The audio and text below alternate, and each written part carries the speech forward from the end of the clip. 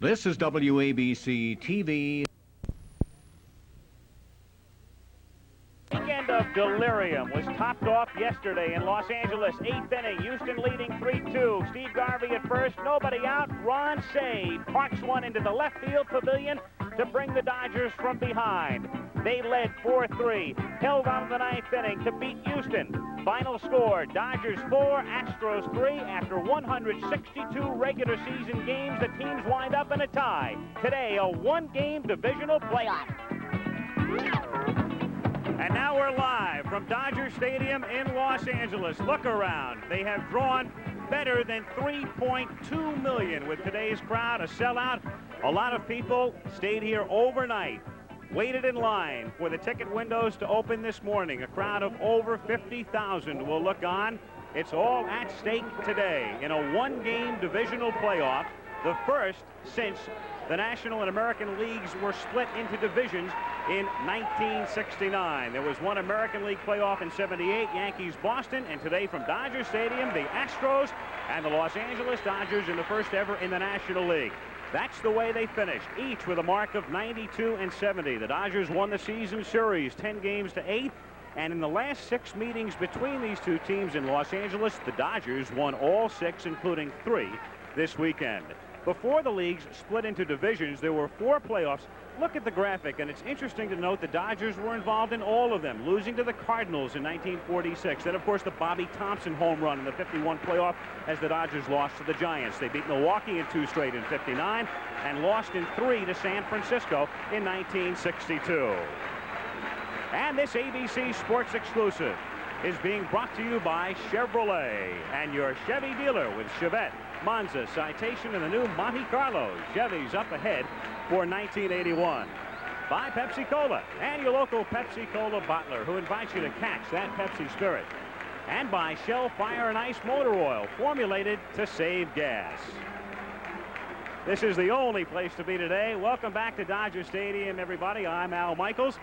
And when you think about it, you go back to the 1st of March. The Astros start spring training in Cocoa, Florida. The Dodgers start in Vero Beach, Florida. The season opens in April. They go 6 months, 162 games, wind up in a tie. And the tiebreaker, 1 game, which you might think is a bit of a capricious solution to a dilemma, but certainly it should provide for the highest of drama today. We should tell you at the outset, yesterday's hero, Ron Cey, you might recall, fouled a pitch off his foot just prior to hitting a home run. The foot swelled up. Ron Cey is not in the starting lineup today. Mickey Hatcher will replace him.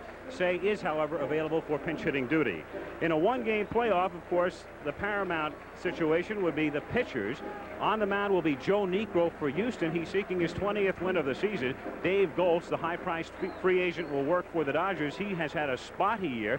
And so with Bob Uecker working with me today, Ueck, you would have to figure that on paper anyway, the Astros would have the best of it on the mound. Well, I would have to agree with you, Al, but if there's going to be heat on any one person today, and I'm sure there's going to be heat on both these ball clubs, one person that I would have to single out is the catcher Alan Ashby for the Houston Astros with Phil Niekro, a knuckleballer, and he'll throw 70 to 75% knuckleballs with Dodger runners on base. It's going to be tough for Ashby if they run.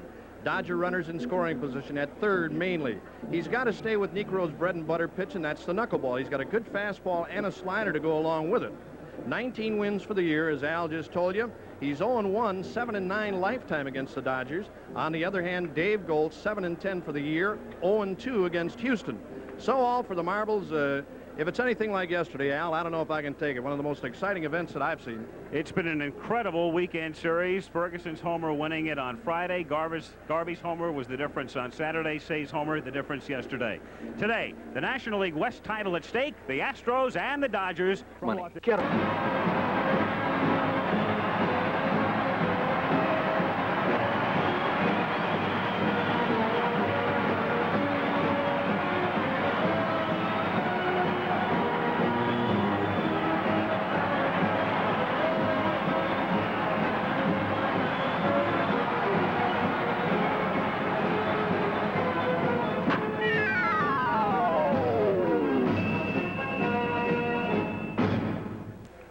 Weather-wise, it is a day much like yesterday. Temperatures in the 70s. It's quite smoggy in Los Angeles. Very comfortable, though. And the crowd settling in as The Dodgers will be taking the field very shortly. They came in with their backs to the wall on Friday, 3 back, swept the final regular season series of the year, and today the one-game playoff. Crowd rising now at Dodger Stadium in L.A. Tony Tennille approaching the mic in center field for our national anthem.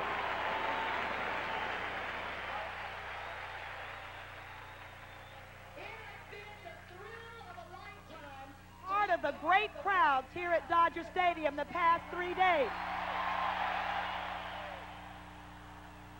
So I would like to ask all of you, the great baseball fans, to sing with me and sing with all of your heart our national anthem.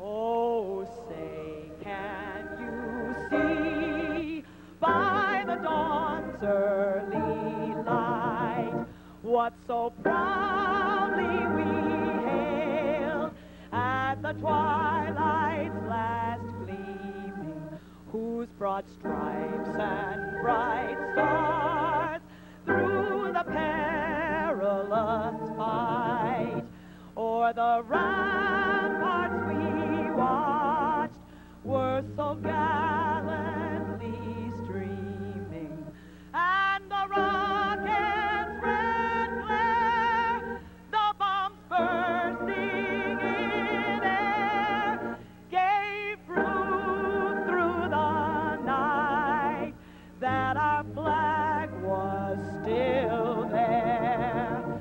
Oh, say does that star-spangled banner yet wave o'er the land of the free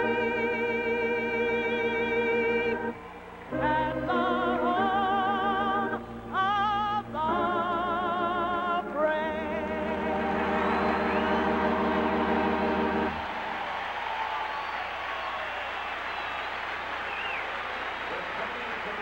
Tony Tennille with our national anthem. A crowd of better than 50,000 at Los Angeles today. They're on their feet still. The rhythmic clapping beginning. We've seen it all weekend long. They used to call the Los Angeles crowds blasé and listless, and forget those definitions as the Dodgers take the field. That's another fantastic day here, Al. The Dodgers pulling out all stops with Tony Tennille singing the national anthem. He's an all-time Dodger favorite and probably the biggest fan here in Los Angeles. I'm surprised Tommy Lasorda didn't have Frank Sinatra out there along with her. He's got them all going today. The Dodgers hopeful of returning here for Game 3 of the playoffs on Friday. Steve Garvey, as we look around defensively, is at first base. Garvey again playing in every game this season. Davey Lopes with that pinched nerve in his neck, special brace under his shirt. At second base, the Dodgers shortstop is Darryl Thomas. He's been filling in since Bill Russell was injured in early September. And in third, as we told you, Ron Cey not in the lineup, available to pinch hit, so Mickey Hatcher gets the start to complete the Dodger infield. In the outfield for Los Angeles, there is Dusty Baker doing some house cleaning in left. A lot of people think he has been the most valuable Dodger this season. In center field, where Pedro Guerrero has been holding fourth, they go today with Rick Monday. Guerrero's had a lot of problems with the sun the last 2 days, so the veteran Monday in the lineup in center. And around in right is Jay Johnstone, who made a scintillating play yesterday in the 9th inning as he dove into the seats to catch a foul fly. Back of the plate, the Dodgers down the stretch have been going with that man, Joe Ferguson, the veteran. And on the mound, Dave Goltz. In a sense, a chance to atone for, as you can see, not a very good season. 7-10, 4.29 ERA, though he has pitched decently of late, even though he has been the victim of non-support. There are further numbers for Goltz on the season, and a man that you saw quite a bit of when he pitched for the Minnesota Twins. Well, he's basically a sinker slider ball type pitcher, Al. If I had to talk about a #1 pitch for Dave Goltz, it would have to be a sinker. He's lost his last 3 decisions, had 1 no decision over his last 4 starts. But as you alluded to a moment ago, he has pitched well. He's 0-2 against Houston this year. Ken Force beat him by a score of 4-2. As you look at the Astros batting order, Poole, Cabell, Morgan, Cruz, Cedeno, Howe, Ashby, Reynolds, and Joe Niekro. The same lineup as manager Bill Verdon put on the field yesterday. Going to say, Al, Goltz's second start against Houston, a 7-4 loss. So here we go. One game for the title. Terry Poole to lead things off. The pitch, a strike. 0-1. Again, we have Doug Harvey back of the plate. He umpired there yesterday. Nick Colosi at first. Paul Runge is at second. Jerry Dale is at third. Low. 1-1. Al, I think a pretty good tribute to Doug Harvey. Normally that umpiring crew would move around. He would be at third base today. But as we talked yesterday, one of the finest ball and strike umpires in baseball. Bouncing ball to the right side. Davey Lopes has to take a wicked hop. Can't find it. Now discovers it. And Terry Poole is aboard. That is something we have seen ever since Dodger Stadium opened. They resurfaced the infield this year, but you still have the wicked hop. So it should have been a routine out. Instead, Poole is aboard. There's a sinking fastball by Goltz, hit on the ground. Here's that tough hop for Lopes. That ball came up on him as he went down to grab it. Davey having trouble locating it. And an error is charged to Lopes. So the Astros have the leadoff batter on in the first inning. Terry Poole has good speed. Poole this season with 25 steals, and he's been caught 11 times. Enos Cabell had a terrible day yesterday as Goltz drives Poole back. Cabell struck out 3 times and made the error on Garvey as Goltz means business this time, but Poole gets back. He made the error on Garvey's ground ball prior to the home run by Say.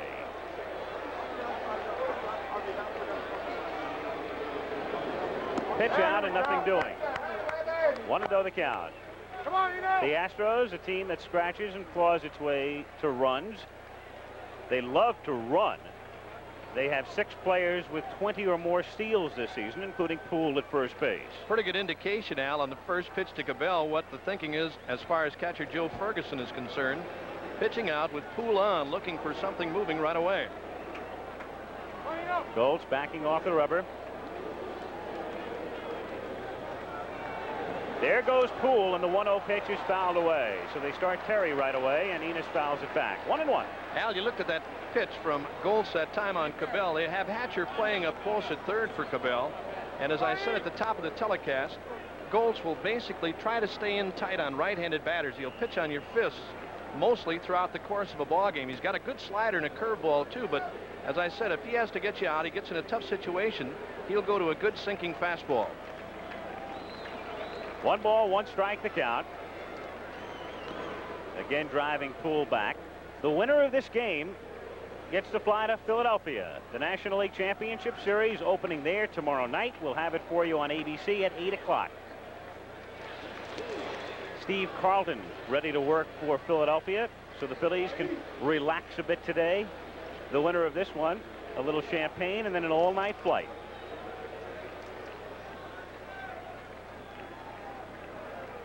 The 1-1 pitch is another pitch out, juggled by Ferguson, but Poole wasn't going, and the count is 2-1.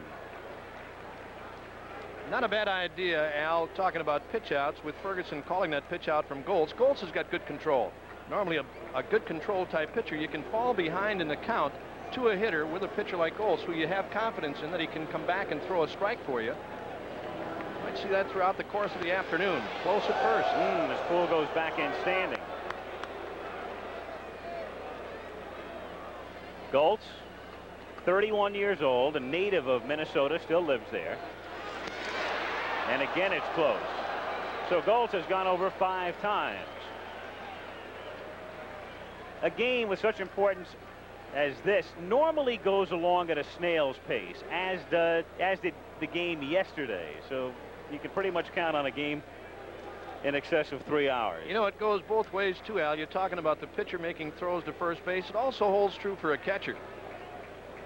The 2-1 pitch is lined into right center field for a base hit. Poole round second, goes to third as Monday's throw comes into Thomas.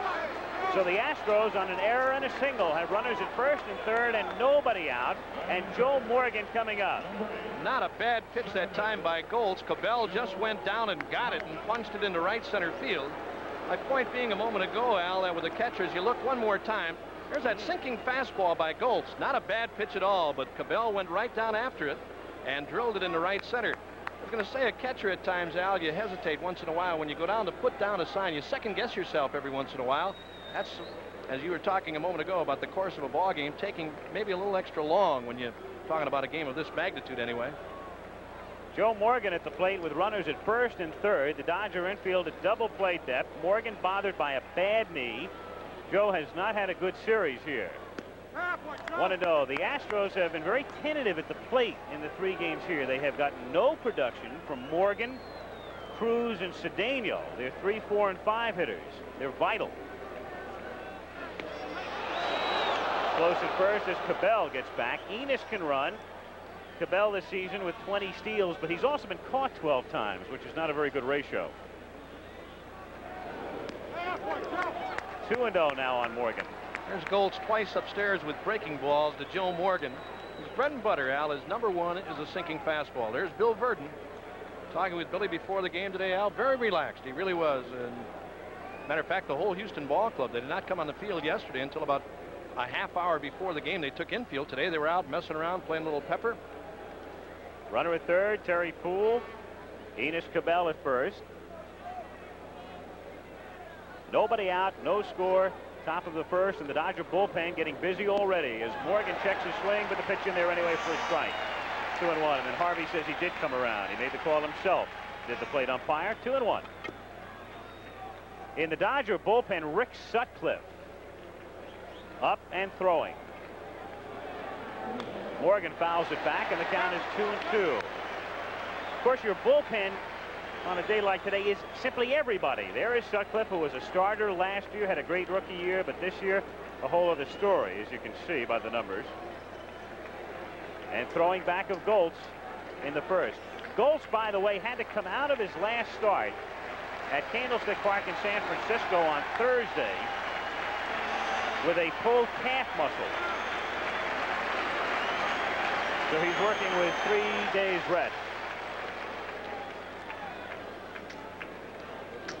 2-2.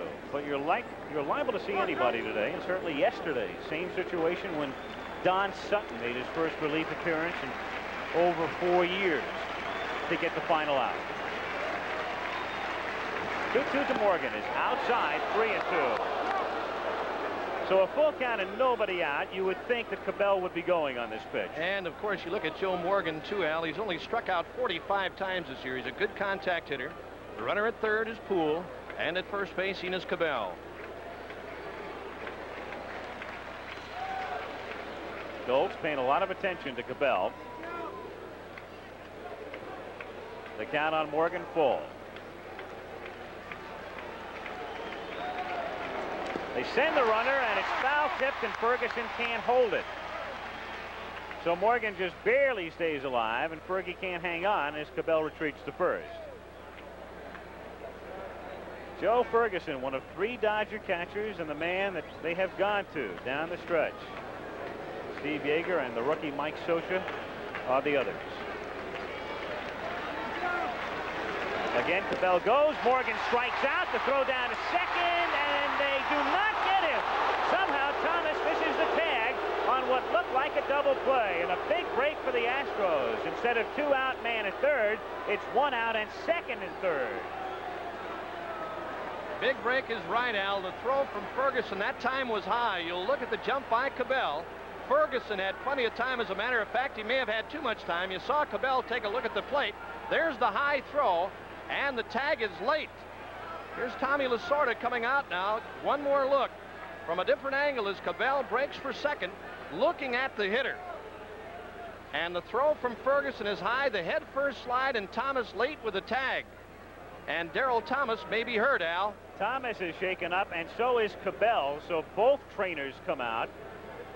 The last thing the Dodgers need, of course, is another injury. Reggie Smith is gone for the year. Ronce is out of the lineup today. Russell's gone for the year. See another angle here. There's the high throw, pulled down by Thomas. The head first slide by Cabell, and he's in. His lead hand appears to be on the bag as Thomas tumbles over the top of him, and Darryl may have jammed his shoulder slightly, Al, when he came down. Ferguson had plenty of time. he has a much slower release, Al, than Steve Yeager, who is the best thrower of the 3 Dodger catchers. But a big stolen base for Cabell, and we were talking about the fact that Morgan does not strike out that much, Al. That's the 46th time this year, and a good sinking fastball from Goltz. So the runners are at second and third, and Jose Cruz, the batter. By the way, as you look at the numbers, today's game will count as far as individual statistics are concerned for the regular season. 1-0 the count. So that's why Joe Niekro, if he picks up the win today, would be a 20-game winner, have the benefit of the extra game. Infield back, except at third. The pitch is a strike, 1-1. Boy, Goltz has got such a good moving sinker, Al. That ball, he may start it around the inside or the middle of the plate to a left-handed batter and have that ball run away to catch the outside. He's a tough guy to pull, but Cruz is that kind of a hitter. He likes to hit the ball to the opposite field. Cruz is 1 for 13 in the 3 games here. Another strike, 1-2. Oh, he's got a good one today.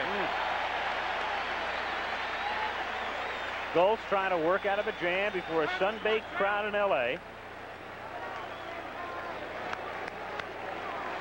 No score, first inning. Runners at second and third. 1 out, and 1-2 the count on Jose Cruz. Bouncing ball to Hatcher, the runner coming home. The throw to Ferguson. They do not get him as Joe dropped the ball. They had the out. Harvey was ready to signal out, and Poole coming in hard dislodges the ball from the mid of Ferguson. So the Astros lead 1-0 and have runners at first and third with only 1 out. Terry Poole literally stealing a run. Al, the Astros, as they did yesterday, jumping out on top. Here it is again.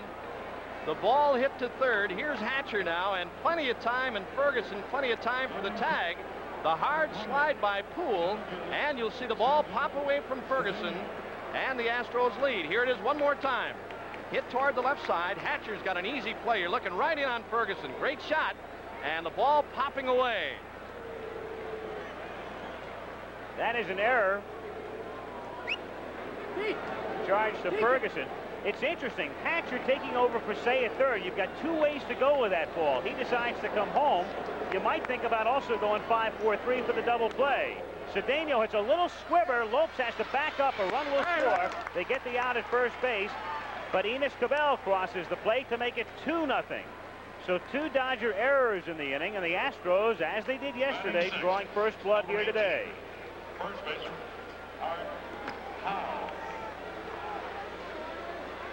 2-0 Houston in the top of the first inning with 2 out now.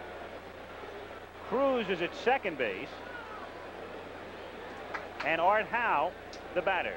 And the thing that led to 2 Dodger victories, Al, errors, one by Landeskog in the opener and yesterday by Cabell, preceding the home run by Say, has cost the Dodgers a couple of runs here in the Houston first inning. Art Howe, dependable, the type of player that is steady and solid and versatile. 1-0 the count. Cruz at second. You tend to think in almost cliche terms in a game like this. Leonard Coppett, the great writer, formerly with the New York Times, now with the Peninsula Times Tribune up in Palo Alto, California, he said, it's too bad we've wasted all of our greats and terrifics and tremendous. How else do we describe this? Bouncing ball, great stop by Hatcher at third. The throw on a hop is too late, and Cruz moves to third. Mickey Hatcher at least saved a run, but the Astros still going here in the inning as Hatcher gets a hand. Boy, what a play by Hatcher. Here it is again. Diving backhanded play. As Al said, he saved a run. He tries to make a play on Howe at first base late to throw to Garvey, but saving a run. May have been a blessing in disguise, Al, as this game goes on with Say not in the lineup today, nursing a hamstring and a bad foot. With Hatcher in there, that ball may have gotten by Say, leading to another Houston run. And then again, like I say, though, you go back, does Say take Cruz's ball to second, or does he come home with it? You don't know. Ashby takes outside, ball 1. If they turn that into a 5-4-3 double play, the inning is over with no scoring.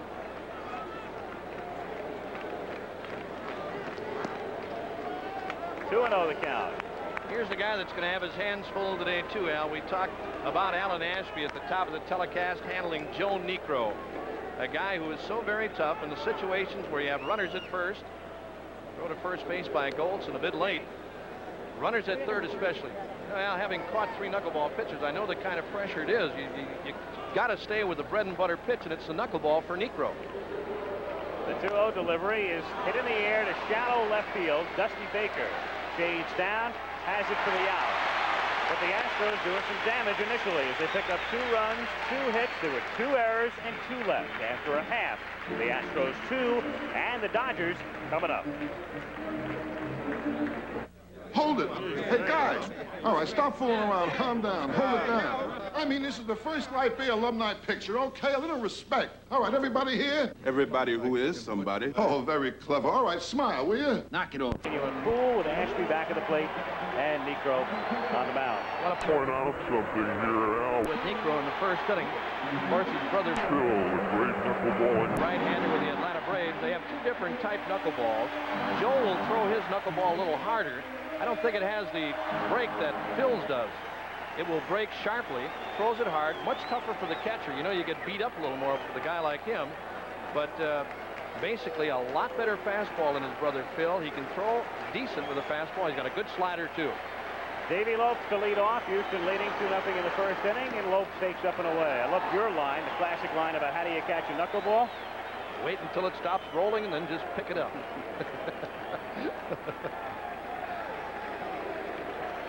1-0 pitch to Lopes. Cabell over to first for the out. 1 away.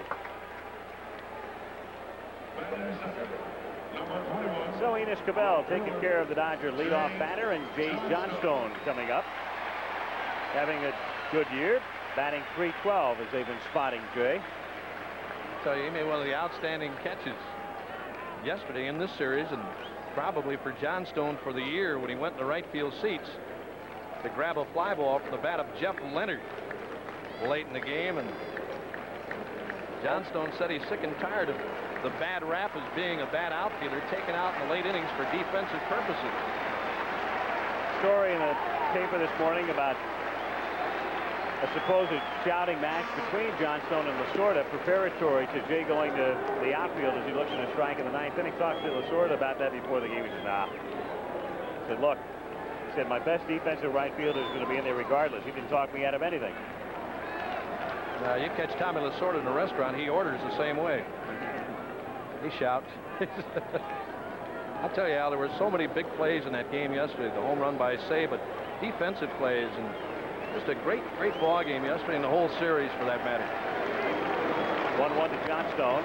Hit on the ground to Morgan. 2 down.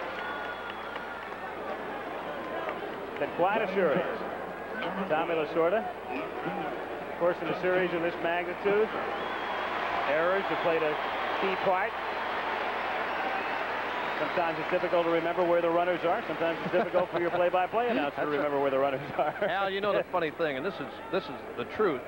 Yesterday, sitting up here during that ball game, I tell you, you get so nervous. You get more nervous sitting up here. Down on the field, you don't ever think about things like that. You know, as a player in a big ball game, you don't really think about letting a ball go by or making a bad pitch or calling a bad pitch. But certainly sitting upstairs here, both of these clubs fighting and battling, you get tight up here. Here's your prime example of a knuckleball. That's a strike and winds up going to the backstop. You get a good shot of the knuckleball from center field. As I said, Niekro throws it a lot harder than his brother Phil, harder than most knuckleballers would. It will break a knuckleball from Phil Niekro, Al, if I can describe it. It's kind of hard to describe sometimes unless you can show it. Will dance 3 or 4 times different ways, but it has a much bigger break. This guy's is sharper, and he basically tries to stay downstairs. 0-2 the count on Dusty Baker. Missing away. There's a beauty right there. Al, when you look in from center field, you'll be able to tell when Niekro goes to the knuckleball. Watch his glove open up. Watch this knuckleball break, folks. Oh, that's tough. The next pitch is wrapped foul outside third, and the count holds at a ball and 2 strikes. I was going to say, Al, when he goes to his windup, watch Niekro's glove. If we show the shot from center field, he'll open his glove to get the knuckleball grip, to put his knuckles, dig his knuckles into the baseball. You don't have to do that if you're throwing a fastball or a slider. See what he does here. There it is. Got him swinging. So Niekro's knuckleball working effectively in the first inning. The Dodgers go out quietly, 3 up and 3 down. End of 1. Houston 2, Los Angeles nothing. RCA Selectavision 650, maximum 6-hour recording time, an unsurpassed 14-day memory, and remote control special effects like slow motion, picture search, and stop action. Nobody gives you more VCR than Selectavision 650. Let RCA turn your television into Selectavision. Prior to hitting the home run that won the game in the 8th inning, he fouled a pitch off his foot. It swelled up overnight. Not in the starting lineup, replaced by Mickey Hatcher today, but available to pinch hit if needed. So the Dodger injury woes continue. Second inning, Houston leading 2-0. One-game divisional playoff. The winner, the champion of the National League West. And tomorrow they'll meet Philadelphia in the first game of the National League Championship Series. Craig Reynolds loops one by Thomas into left center for a base hit. Hit number 3 off Goltz. So the number 8 hitter gets aboard, and up comes Joe Niekro. Another sinking fastball that time, and not a bad pitch. It may have been up, but it was on the outside part. Basically the kind of a hitter that Reynolds is, Al. He'll try to slap that ball to left field, and he did just over the outstretched glove of Darryl Thomas. Niekro, very good hitting pitcher.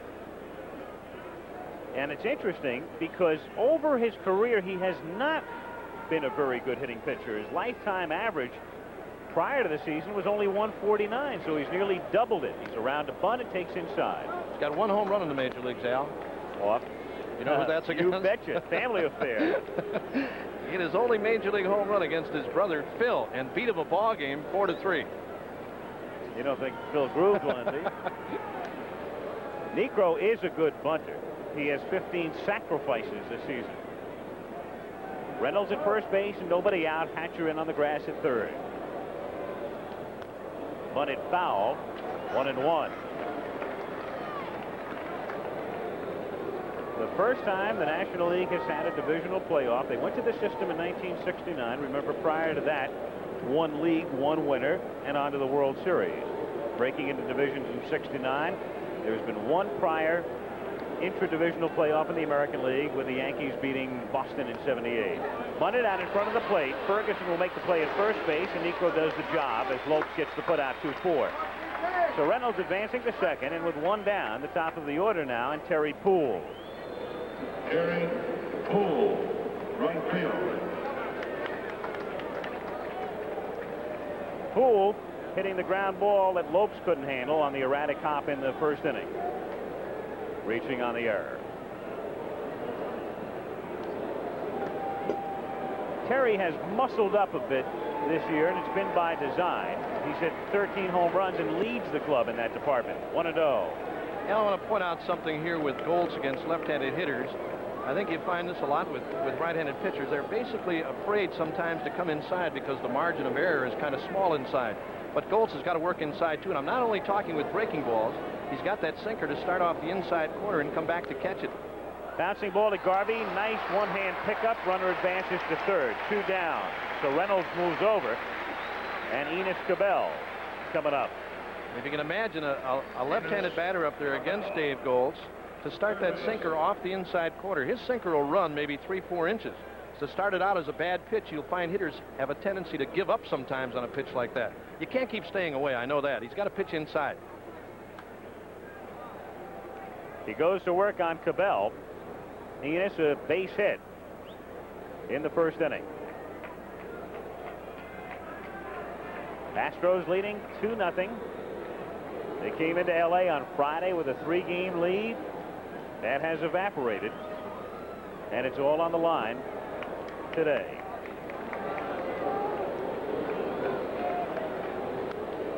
Fouled away. 0-1. The Dodgers, of course, no stranger to the playoffs in the World Series. They were in the playoffs both in 1977 and 1978. Runner at third is Reynolds. The Astros, of course, have never been there. Houston, an expansion franchise, came into the league in 1962. They've been in a couple of races, as you see Morgan on deck. But the Astros have never finished first in this, their 19th season. 2 down, Reynolds at third. Second inning, 2-0 Astros. 0-2 the count. You know, this game, Al, similar to yesterday at the start of the game, the crowd here in Dodger Stadium, very quiet, very low key, until the Dodgers finally erupted for a couple of runs, and then everything broke loose here. It has really fed on itself, the crowd and the players, because the players have responded, and they've all been quoted as saying the crowd has really made a difference. They're like a 10th man. And so a crowd that, as I said before, has normally been labeled listless and blasé, has all of a sudden become very wild over the weekend. 0-2 to Cabell. Got him swinging. So that gets them roaring again. No runs, 1 hit. They leave Reynolds at third. And after an inning and a half at Los Angeles, Astros 2, Dodgers nothing. Steve Garvey will lead off for the Dodgers as we go to the bottom of the second inning. Garvey 5 for 12 in this series, and the biggest of the 5 was this on Saturday. Nolan Ryan working, the score tied 1-1, and Garvey drilling it over the wall and left. That made it 2-1. Jerry Royce made that stand up. The Dodgers pulled to within 1 and got even yesterday. So Steve Garvey playing in his 835th consecutive game today and having another banner year. And good success, as you can see, against Niekro through his career.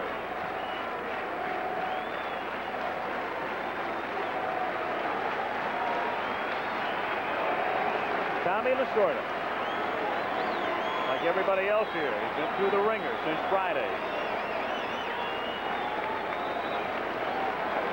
Except Tommy's had 3 celebrations and Burton's had none. That's the difference.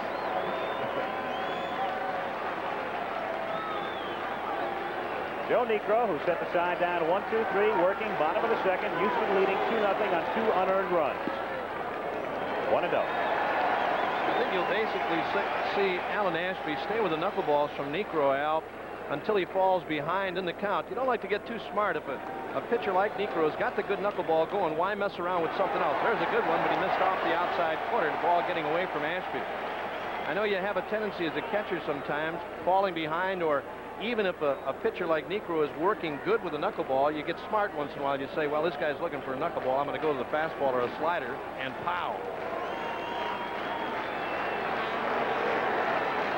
2-0 pitch is popped up in foul ground and drifting back out of play.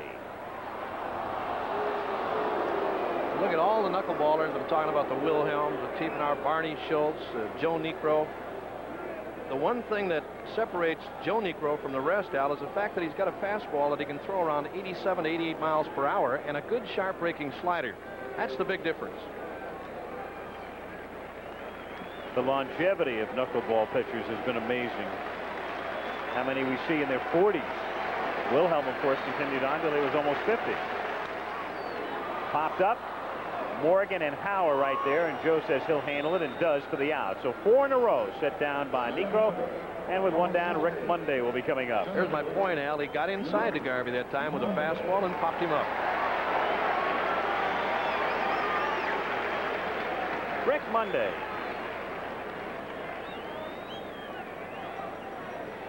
Playing center today. He's been playing right field in this series thus far with Guerrero in center. But Pete out of the lineup today. Niekro, 19 and 12 on the year. Joe, 35 years old. 1-0.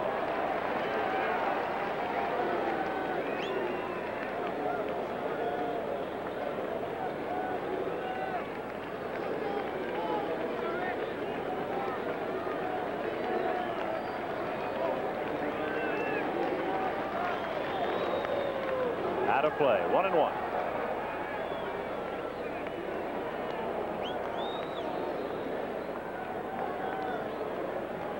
On deck, Joe Ferguson.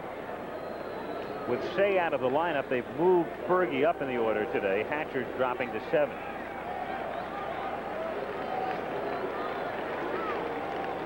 One and 2. Now, something I ought to point out here. We're talking about the knuckleball.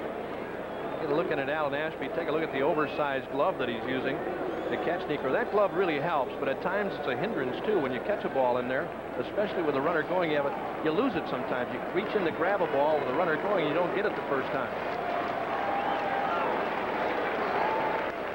Line to right field, but right at Poole. 2 down.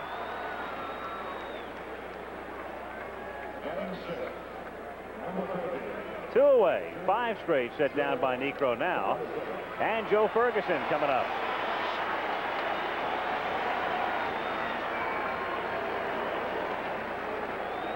Fergie with 9 homers and, of course, the one on Friday to win it.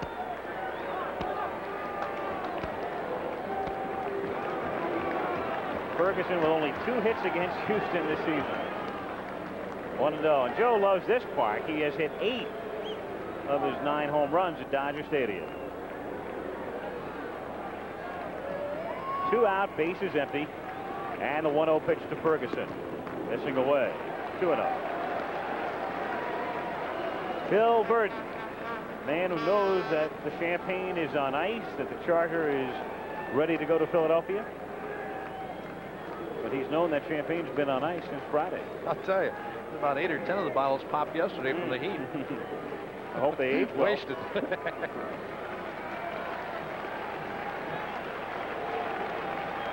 The 2-0 pitch. Did he check in time? They appeal, get the strike from the first base umpire. Nick Colosi said he came around. 2-1. Colosi, veteran umpire. He and Harvey were both here yesterday. Jerry Crawford and Andy Olson were both here yesterday. But today we've got Runge at second, Dale at third. Crawford will be handling the playoffs tomorrow. A strike in the count, 2-2. Boy, there's an excellent slider by Niekro. It's bad enough you have to face a guy like him, Al, with a good knuckleball. Hitters have a tendency, you're sitting on a 2-0 pitch, you know he's going to come with a fastball. You may swing at a bad pitch, as Ferguson did on a check swing. The pitch before that, then comes right back with a good slider. Grounded to the right side. Morgan over toward the middle to play it and throw him out. So 2 perfect innings for Joe Niekro. The Dodgers gone in order again, and we go to the third at L.A. The Astros 2 and the Dodgers nothing. We played 2 innings at Dodger Stadium in Los Angeles. At stake today, 1-game divisional playoff, the National League West title. The Philadelphia Phillies relaxing at home. The winner of this one getting into Philadelphia, when you think about it, at about 4 o'clock Eastern time. Not the most pleasant of trips as far as that's concerned, but obviously each team would put up with it. Joe Morgan hitless in this series to lead off in the 3rd inning. Looks at a strike. Joe 0 for 12 to be followed by Cruz and Cedeno, the 3, 4, and 5 hitters. Morgan struck out in the 1st inning. Dave Goltz. And the 0-1 pitch. Fastball away. Basically trying to stay away from Morgan. Al with the sinking fastball. First one good for a strike. He missed outside that time. Hit in the air to right center field. Johnstone coming on. 1 out.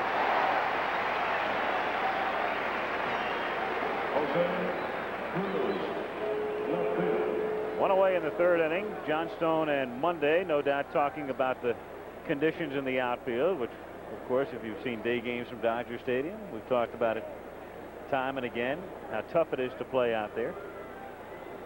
Primary evidence would be Guerrero over the past couple of days. 1-0 the count on Cruz. There's Cedeno on deck. Cruz hit the grounder to Hatcher in the 1st inning. 2-0. Terry Poole scoring the run on the error by Ferguson on that play. The Dodgers committing 2 errors in the 1st, and both Astro runs were unearned. Fouled away. 2-1.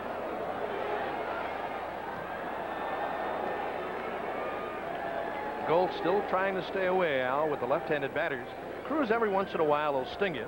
Got 11 home runs for the year. He gets something off speed inside. He'll try and turn it around on you toward right field.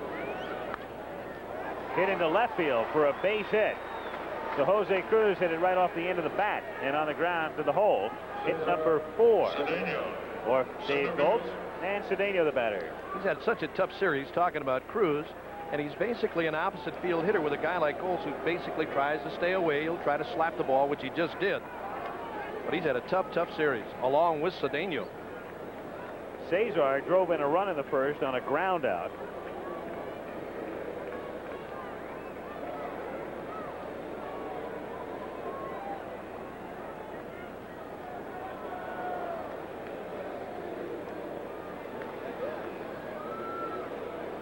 One away, Cruz at first. Cedeno will finish over 300 this season.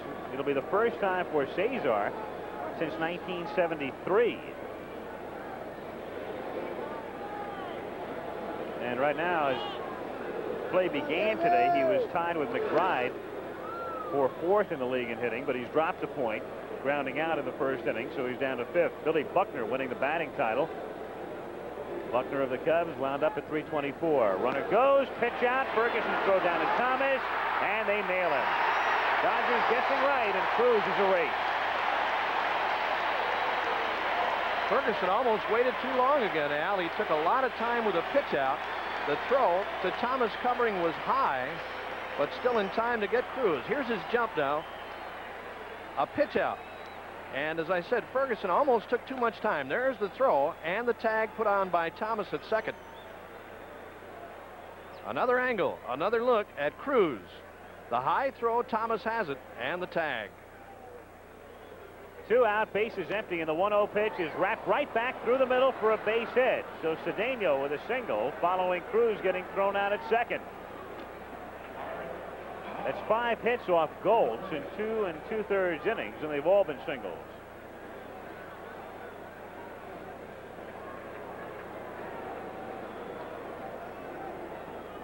Art Howe. Howe a base hit in the first.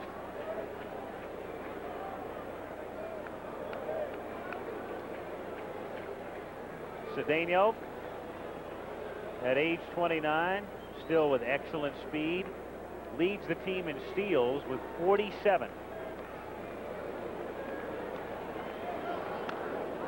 0-1.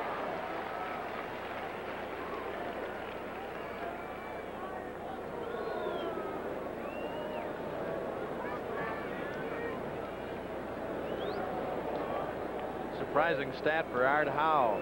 Al, he's one of the very, very low-key guys in the National League. You really have to pump him to get him to talk. We've talked about this before. He's a valuable piece of property for Houston. The right players tell you that. They like to have him in the lineup. Howe is a fellow who didn't play pro ball until he was 25 years old. Went to a Pirate tryout camp. Time you talk to him before a game, Al, and we've done Houston 3 or 4 times this year. You talked to him about an interview. He said, "You kidding? You really want me?" He still doesn't believe. Really a nice guy. He was a computer programmer. That's what in he Pittsburgh. looks like. Very low-key, mild type guy. Went to a tryout camp, played briefly with the Pirates. Cedeno goes. The pitch is a strike. Ferguson's throw does not get him. Cesar got a good jump that time, and that's steal number 48. So the Astros playing their game. Cabell with a steal in the first. Cruz attempting a steal here in the third, and now Cedeno is successful. This is a breaking ball. Cedeno with a good jump, and Ferguson's throw late. The second stolen base in the game for Houston. There you see Davey Lopes taking that high throw. No play for Cedeno. Stolen base number 192 for Houston this year. 0-2 pitch. Low. 1-2.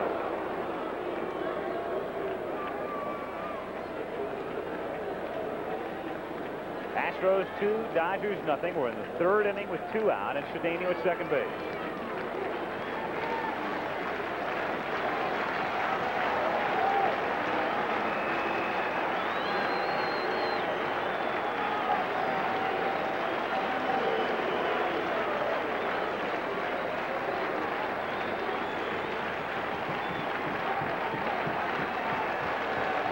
The 1-2 to Howe, just missing. 2-2. Now the Astros needing a big 2-out base hit here to get the run. Cedeno from second. They did it yesterday with Terry Poole out with that big double driving in a run. but in the 9th yesterday with 2 on, runners at first and third. Couldn't make it. Bill Verdon. 2-2 on Howe. Broken bat foul. And so Howe will go over to get a new piece of wood. As Cedeno retreats to second. That steal for Cesar was number 475 of his career. He is 6th on the National League all-time list from 1900 on. I'll tell you, the numbers have become amazing over the past few years in particular. We've now seen Lou Brock, of course, eclipsing the old mark held by Maury Wills, and then Ricky Henderson this season becoming the 3rd man to steal over 100 bases. First in the American League. Moreno way came back close. In 1915. Yep. LaFleur came close. Ron stole 97 this year, and Omar stole 96. 2-2 pitch. Missing high, ball 3. Oh, Goltz looking at Harvey, an extra long stare. Ferguson tried to pull that ball down, too, Al. It was a breaking pitch that was upstairs. Got to look at it the other way, too, that Howe didn't lean into it. Hanging curve. Full count. On deck is Alan Ashby. 2 out in the 3rd. The 3-2 pitch is fouled away.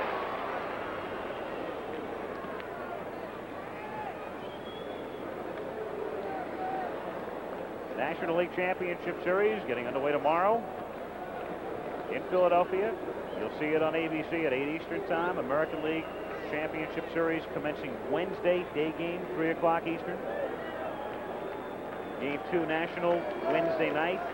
Game 2 American Thursday night. The National League taking the day off Thursday. Cedeno, the runner at second, with 2 down in the 3rd. Houston leading 2-0. 3-2 pitch again. It's hit high in the air to deep left center field, and that one is gone.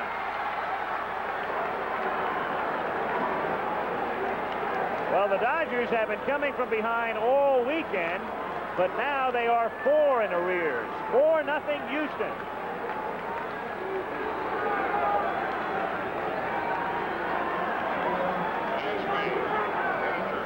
The jubilant Astro dugout.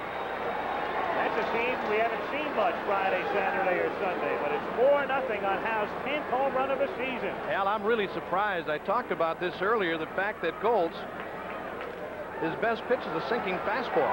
That's a base hit for Ashby into center field. The Dodger bullpen inactive at the moment. Here it is again. This is a high breaking ball. Look at this hanger. That's a hanging slider, and Art Howe really nailed it. His 10th home run of the year to put Houston on top 4-0. But getting back to what I was saying a moment ago, his best pitch is a sinking type fastball. I can't believe a pitcher can get beat with a number 2 ball, and that's what it is for Goltz. There's Art Howe. He may get some postseason endorsements, but they won't be for shampoo. The 2nd home run hit by Houston in this park this year, Al. Terry Poole hit the other one in the very first meeting here. Rick Sutcliffe up again and throwing in the Dodger pen. He was throwing in the 1st. Ashby going back in standing up, and Pelosi hesitated on the call.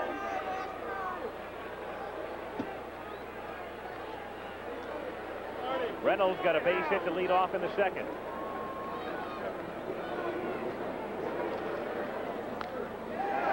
Hit to right center field. Monday a long way to go, and it's in the gap. Rick will cut the ball off. Ashby is being waved in. Here comes the relay from Lopes, and he nailed it. And look at Ferguson, and the benches are emptying. Both benches emptying. Doug Harvey saying, go back, go back. No further confrontation. But the tension of a divisional playoff. There's Bob Lillis. Alan Ashby couldn't get to the plate. Doug Harvey, cooler heads prevailing. So both benches emptying on the play at home, in which they throw out Ashby trying to score on Lopes' relay from Monday, and the inning is over. Bill Verdon having his say, and there is Ferguson, the man who was able to take the play away from Ashby. Here it is again. This is the base hit by Reynolds. They were playing him toward the opposite field. The bare hand grab by Mundy and a good throw to Lopes. Leppard trying to score Ashby. Here's the throw from Lopes, and you'll see what the incident was all about following the tag as the collision is made. Ashby, now watch Joe Ferguson with the knee. Right there. That's what the problem's all about. The Houston bench upset. The first time in the series that any club has had a 4-run lead. Ferguson fired up. 2 runs, 5 hits in the inning. We played 2.5, but it's 4-0 Astros. Here's another look at that play, and a fine play by Mundy to cut that ball off with a barehanded grab, and a perfect throw to Lopes. Ashby trying to score. Perfect relay throw by Lopes to Ferguson, right on the button. Now watch the collision. Ashby trying to jar the ball loose. And, of course, both benches, you saw them empty, and here's why. Ferguson with a knee into the rib cage of Alan Ashby. And I don't know if Fergie was trying to fire this Dodger club up, but he may have just done the opposite, firing the Astro club up. They lead 4-0. If nothing else, he has fired the crowd up anyway. They responded between innings. All standing as you look at Joe Ferguson. Bottom of the 3rd inning and the bottom of the Dodger order as Mickey Hatcher leads things off. Well, everything's been Dodgers, Al, in the first 3 games. Houston with leads. They lost them. They've got it today. Listen to that crowd again. As we mentioned yesterday, it's 9th inning emotion early. Outside. 1-0 the count on Hatcher. So now they're roaring on every pitch in the 3rd inning. But the Dodgers have to climb a pretty good-sized hill. Base hit into left field.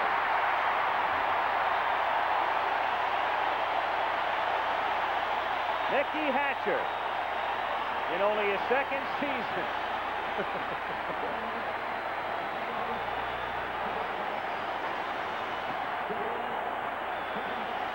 Al Niekro started him off with a knuckleball, then came with a high fastball, and Hatcher ripped it in the left field, a base hit. Well, the string by Niekro, retiring 6 in a row, broken with a leadoff single by Hatcher. Darryl Thomas is the batter. Rudy Law has come out on deck. So Gulch is done. Sutcliffe is in the bullpen for L.A. There's Law, who'll bat to the pitcher next. Thomas takes inside, ball 1. 1-0. Al, you remember we talked earlier about the fact that Niekro, with a knuckleball, it's his number 1. That's his bread and butter. The fastball, the slider are secondary. He's got to stay with his number 1. He really does. He's got to pitch with it. He's got the 4-0 lead, and Ashby's got to make him throw it. Until you really get behind. If he wants to go 3-0, or if he's going to go 3-0, then come with a fastball, fine. But up until that time, you got to stay with the number 1. 1-0 the count. The crowd roaring in the 3rd. Houston leading 4-0. The 1-0 pitch to Thomas is wrapped into right center field. That's a base hit. Hatcher on his way to 3rd as Cedeno gets it back in.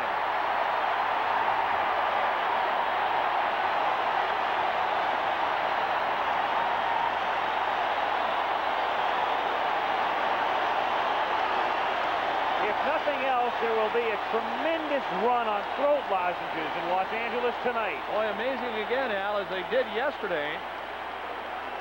Everybody here at Dodger Stadium is standing, and again, Bill Verdon trying to figure it out. There's a fastball again from Niekro. Right down the pipe. And the base hit by Thomas, putting Dodger runners at 1st and 3rd. I'll tell you, they got to beat me with my best pitch. Rudy Law, a rookie sensation early in the season, started to fade a bit, then came out of the lineup. Coming up as a pinch hitter in the 3rd inning. Rudy looked like he'd be the Rookie of the Year in the National League through April and May and part of June. Batting for Gulch here in the 3rd. And Bill Verdon with his ace on, no activity in the Houston bullpen, staying with Niekro. All belongs to him today, trying to nail it down. Astro infield double play depth.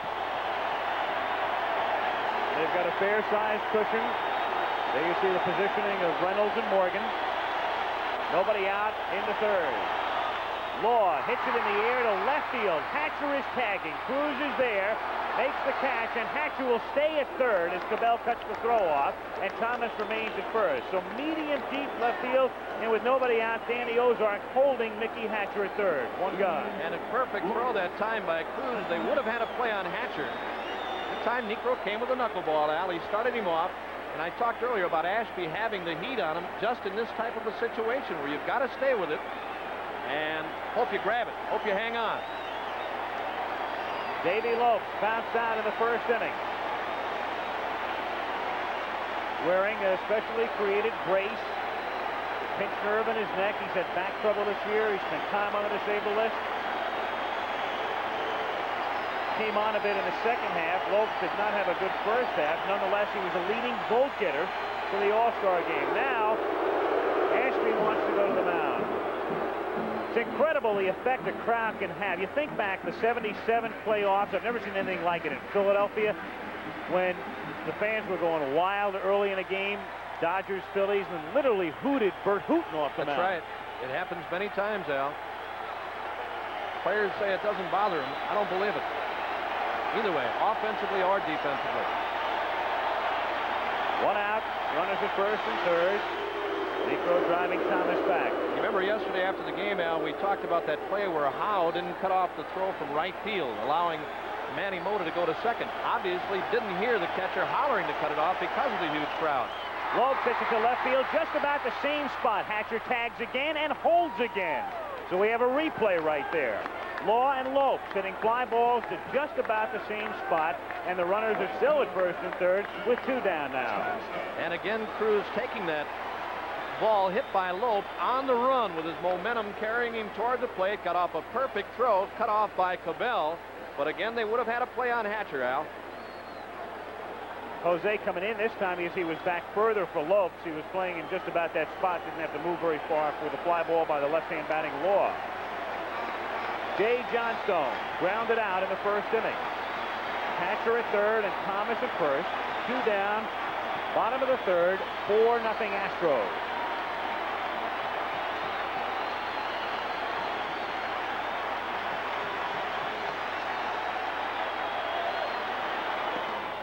A strike.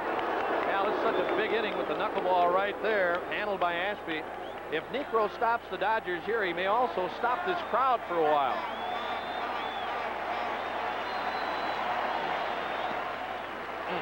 One and one. Well, I know. I'll tell you, they're tough, Al. They really are. I can't emphasize how tough it is in a situation like this.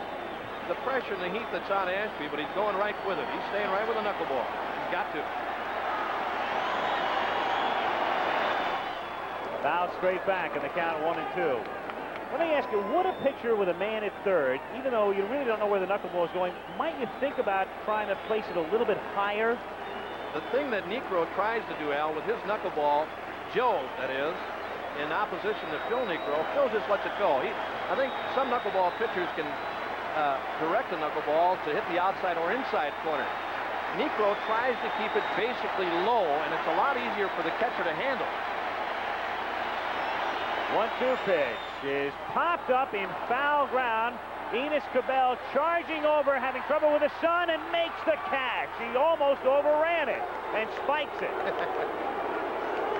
Enos Cabell had a long way to go. He was charging. He was looking up into the sun, and he's able to catch it in the webbing of his glove. I don't think Ashby ever saw it.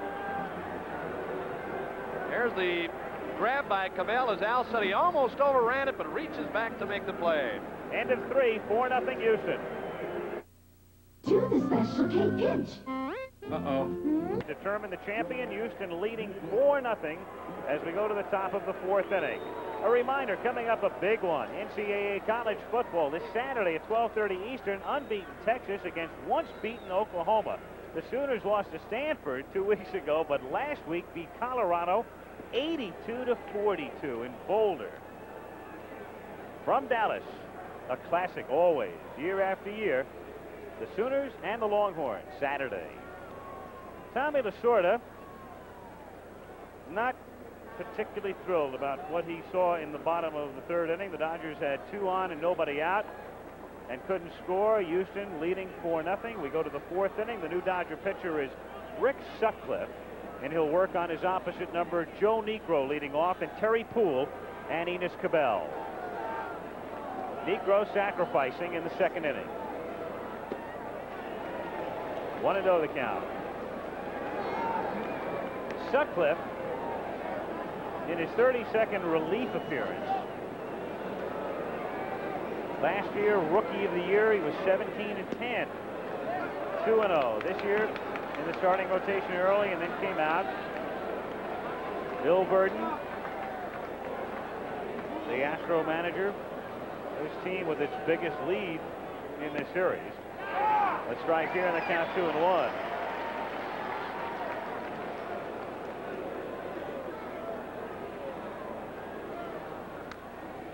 Popped up, foul ground, and back at first. Garvey coming over, starting to run out of room, and does. Back in about 3 rows.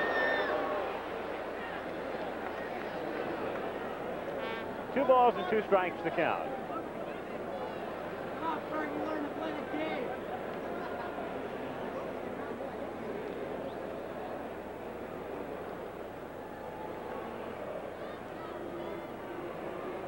The Astros with 4 runs, 8 hits through 3.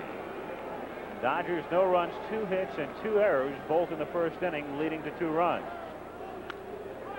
Grounded to Hatcher. Mickey waits for it and then guns him down. 1 away now in the fourth inning. Terry Poole safe on an error and grounded out.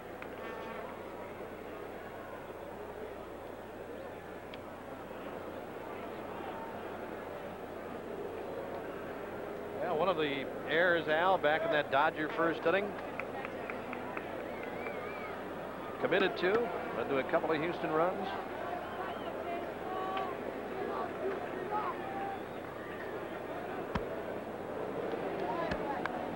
Trying to bunt his way on. Hatcher can't barehand, and Poole is aboard. Mickey was inching in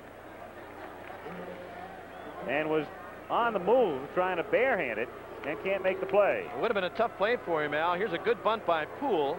And as you said, Hatcher was inching up toward the plate. There's the try for the barehanded play. He can't make it. The lines here at Dodger Stadium, Al, slope in toward the mound. Any ball that's bunted down each line, it's not going to go foul. We've seen it happen a couple of times yesterday where balls that were hit on the line had to be played because they were not going to go foul. Normally a ball that's hit or bunted right along the chalk line would roll into foul territory, but not so here in Dodger Stadium. By design, too. Yes, sir. Enos Cabell, 1-2.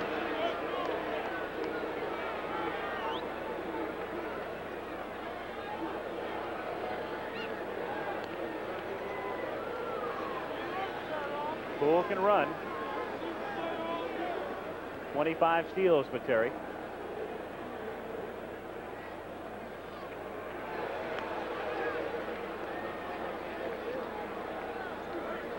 So Cabell still waiting patiently at the plate.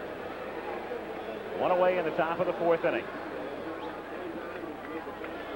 There's a pitch out, and Poole remaining at first.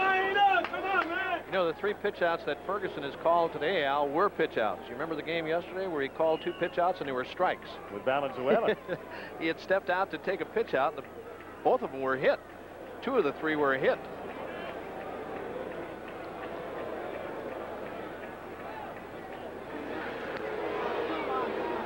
Four times now, Sutcliffe going over to Garvey. Al, you know, each time that pitcher makes a throw to first base, you have your infield set. He's in his stretch. The infielders are all poised to take a ground ball if it's hit at him. Now you got to stand up again as the pitcher makes his throw. It's aggravating to an infielder as well as a hitter at the plate. You see Cabell stepping out. You stand in there. You got yourself all set to go, and the pitcher goes to first base. That's the one thing that the Astros do to you. 1-0 the count. Poole is really not getting that big a lead, Al, because he's getting back with a foot tag. You get that big lead, you go back head first or with a slide when you really extend your lead off the bag. He goes. A pitch out again to throw down a second, and they don't get him. So not only do they pitch out, they fail to get him, and now the count goes to 2-0. Thomas disputing the call with Paul Runge. Again, you hate to be repetitious, Al, but Ferguson takes so much time getting rid of the ball. He takes 2 steps. There's the break by Poole, and watch the high throw again. High throw, and the tag by Thomas. He's there. Another angle. This is from behind home plate. There's the high throw. Thomas with the tag, but he's late. Ferguson just takes too much time, Al. He winds up. He throws a lot on the ball. He has a lot of velocity, but he takes just that split second too long. That's 3 steals today for Houston. Fergie has thrown out 1. And it's 3-0 now on Enos Cabell with Joe Morgan waiting on deck.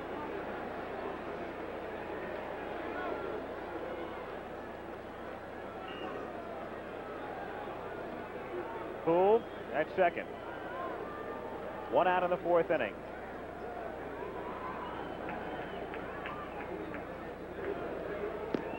Got the green light. 3-1. They have swung at ball 4 too, Al. Pitch down low and away from him. Missed it swinging. Sutcliffe has an excellent changeup, Al. His fastball, curve, hard curve, and a good change. He missed on a 2-0 change to Cabell to take him 3-0.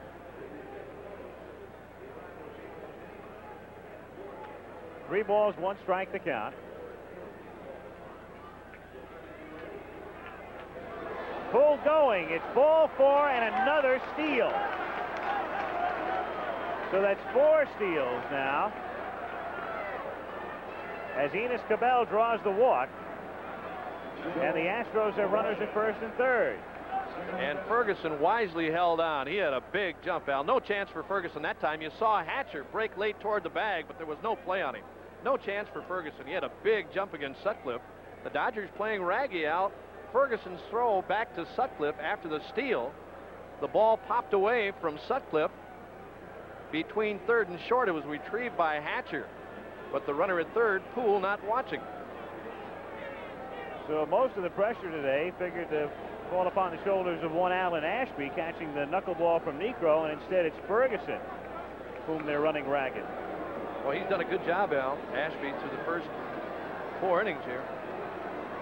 Dodger infield double play depth as Morgan takes low for a ball. 1-0 the count, and the Dodger bullpen swinging into action again.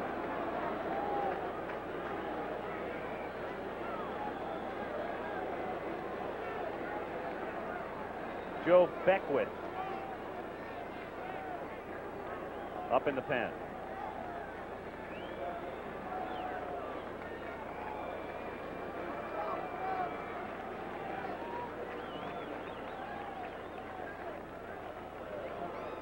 To Morgan.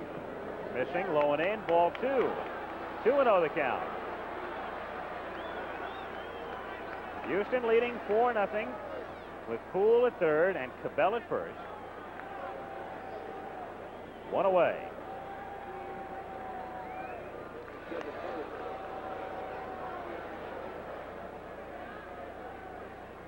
What's great for Houston about a 4-run lead, they can continue to play their game running. The Dodgers, it's a different story. You can't run when you're down by 4 necessarily. Well, some teams do. 3-0 the count. But it's risky when you're down 4-0 to take chances stealing. Well, that steal by Poole, he had such a great jump. There's the on-deck hitter. Cruz, Poole at third. He had such a big jump against Sutcliffe, and I think with this kind of a club, Al, I would think Burton would tell people like Poole who have good speed. Morgan missing a 3-0 pitch. If they have that kind of a lead, why not? To create things and make things happen. They've been beaten 3 times on home runs. It's gotten you this far. You've got to keep it up. Yes, sir. Got to go. Can't change the strategy late, so they're being very aggressive, stealing and swinging on 3-0 pitches. It's a play that you see quite a bit. Hardly takes anybody out. Bluff to third and go back to first. Cabela's seen it 100 times. They work in spring training only because you get tired of doing them. 3-1 to Morgan. Is popped up in foul ground, coming straight back, and Fergie will run out of room.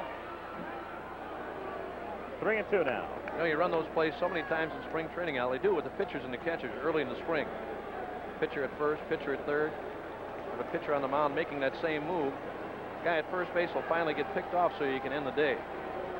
Otherwise, they keep you out there until somebody gets picked off.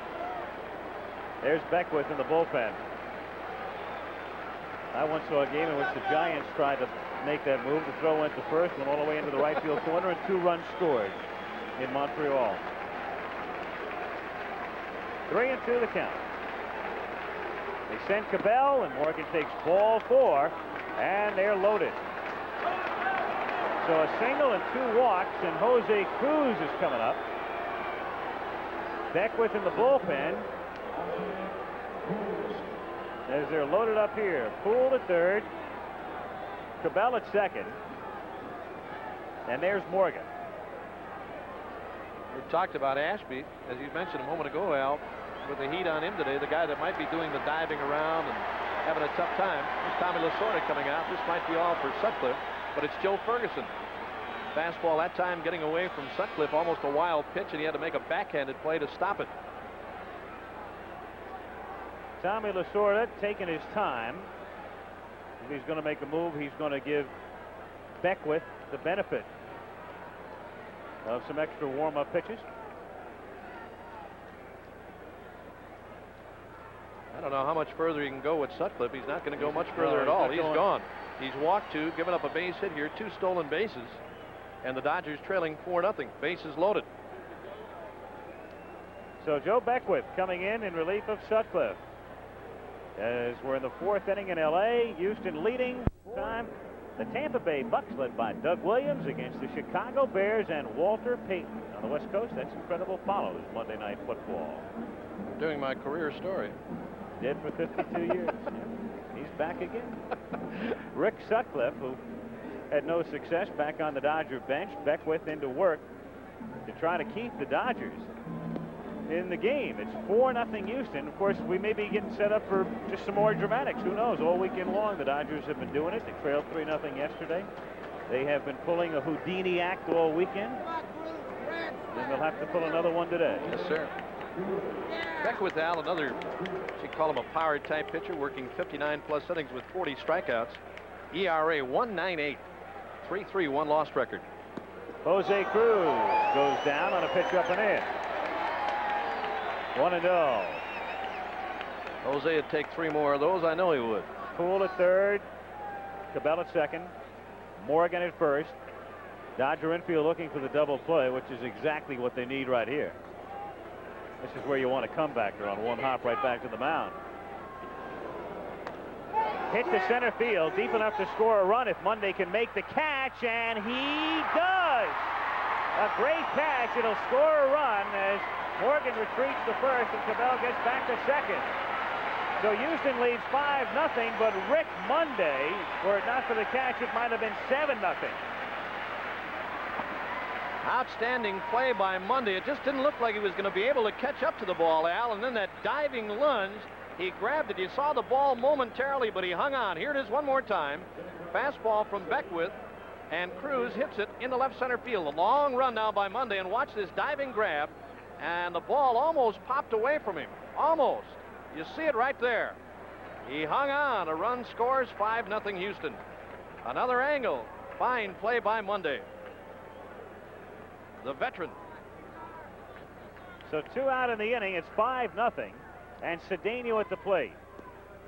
On the corner, 0-1.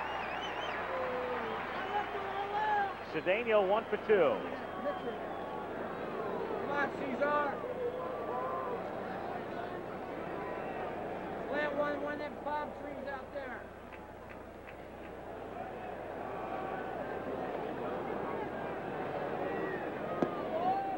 Count even, 1-1.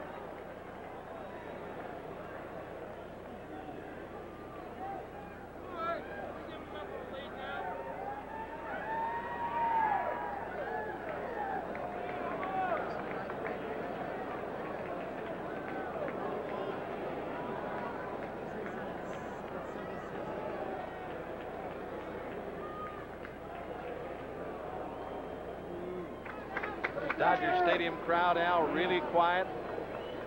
Runners, Cabell at second, Morgan at first. Negro getting out of that big jam in the Dodger third.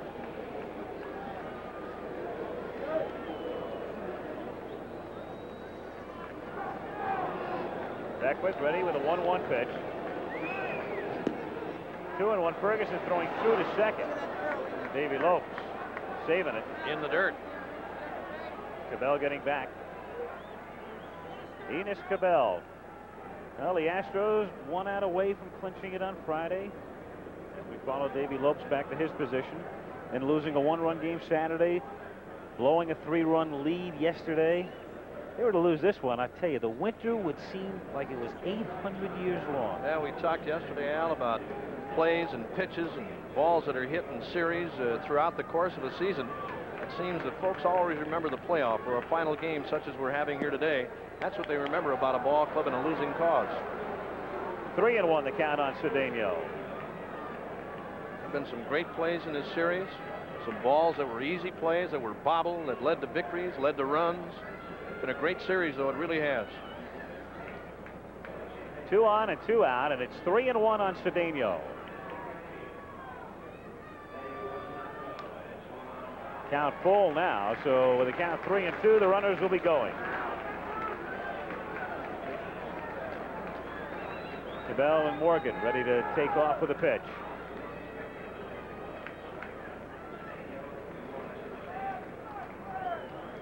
Houston leading 5-0 in the 4th inning.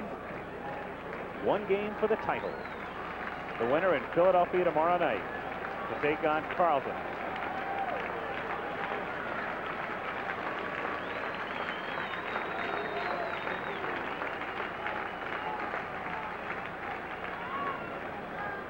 Tommy Lasorda, very quiet in the early innings of all 3 games. And game 4 today. 3-2 pitch is inside, and Cedeno is on as they have reloaded the bases. So 3 walks in the inning.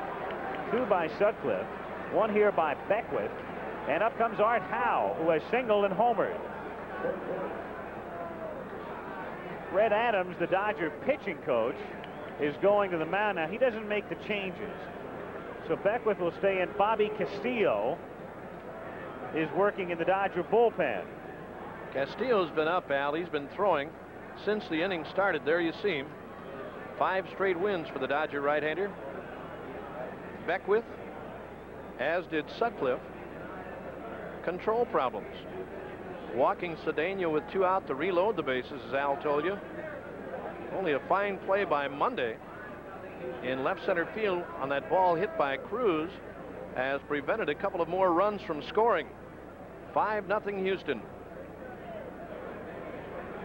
Red Adams going back to the dugout as Art Howe climbs in here.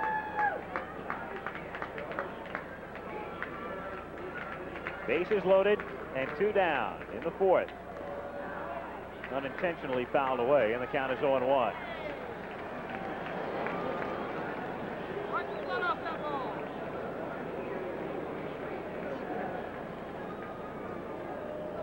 No expression change there. Billy looking the same, 5 up or 5 down. Broken bat, bouncer into center field for a base hit.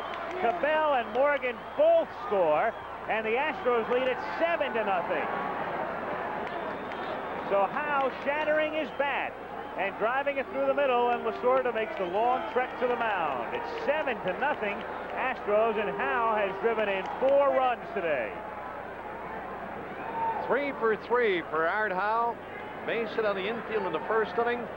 The 2-run homer on a hanging breaking ball from Goltz. And now a 2-run single by Beckwith. 7-0 Houston. And Bobby Castillo will become the new Dodger pitcher. Joe Beckwith is gone. Goltz, Sutcliffe, and Beckwith. Bobby Castillo coming in from the Dodger pen to face Alan Ashby. In the 4th inning, the Astros leading the Dodgers 7-0. We'll be back in a minute. Al Michaels and Bob Uecker at Dodger Stadium in Los Angeles. Bobby Castillo, the 4th Dodger pitcher. He worked 4 innings in relief yesterday. He came on in the 2nd inning. On here in relief of Gold, Sutcliffe, and Beckwith. So the Houston Astros very much now in the driver's seat. The last 7 games between these two teams have been decided by 1 run. But today the Astros leading 7-0. A very somber Dodger bench right now.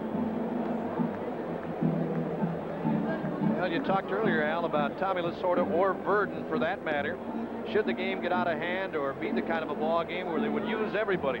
That's the way it's been for the Dodgers so far. They brought in Don Sutton yesterday to get the final out, who pitched on Friday.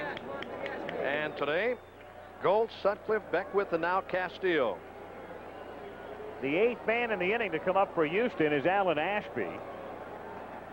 The Astros have Cedeno at 3rd and Howe at 1st with 2 down. Houston with 10 hits in 3 2/3 innings. And the Dodgers have made 2 errors. And they've also yielded a couple of walks. 1-0 the count. Cedeno, the runner at 3rd. There's Howe, who has 4 RBIs today at 1st. 1-0 the count.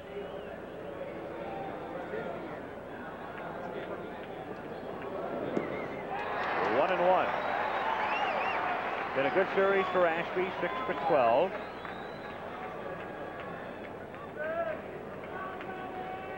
You know, Al, he played such a good game yesterday, a couple of base hits.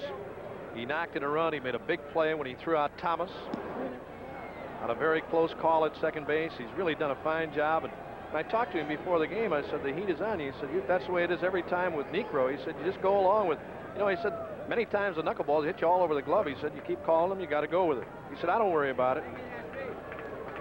2-1 pitch is fouled back. 2-2. Then the play at home plate also involving Ashby, where he was cut down on the throw from Lopes and takes a knee in the side from Ferguson. That got both benches on the field with no further damage being done. The only further damage being done has been done to the Dodgers. The Astros with 3 over in the inning and leading 7-0. Up and away, full count. So it's 3-2, and Howe will be taking off with a pitch from first base.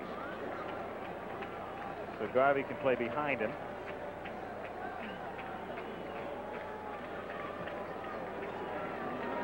Three and two on Ashby.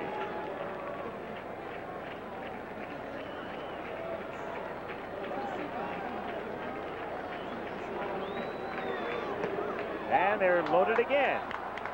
4 walks in the inning. 2 issued by Sutcliffe. And 1 apiece by Beckwith and Castillo. Well, the writers and the folks that have been here for this series, as you look at the runners, Cedeno, Howe, and Ashby, talking about the youthfulness of this Houston ball club. Al, could they handle the pressure? Things have turned around in this final game. It's been the young Dodger staff, Sutcliffe, Beckwith, and now Castillo. The walks here in the 4th inning. Craig Reynolds, 2 for 2 with a single and a double.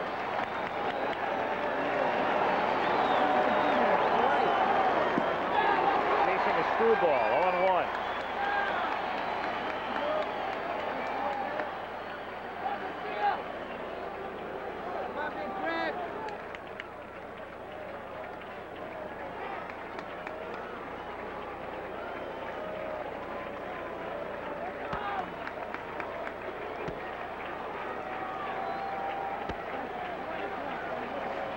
Castillo taking a lot of time. Now the 0-1 pitch. Another screwball, and the count is 0-2. 2 good screwballs, and the Dodger fans trying to rally him here. Trailing 7-0. Dodgers not out of it yet. We're in the 4th. A long way to go. No balls, 2 strikes the count. Bases loaded, 2 out in the 4th inning. The Astros leading 7-0.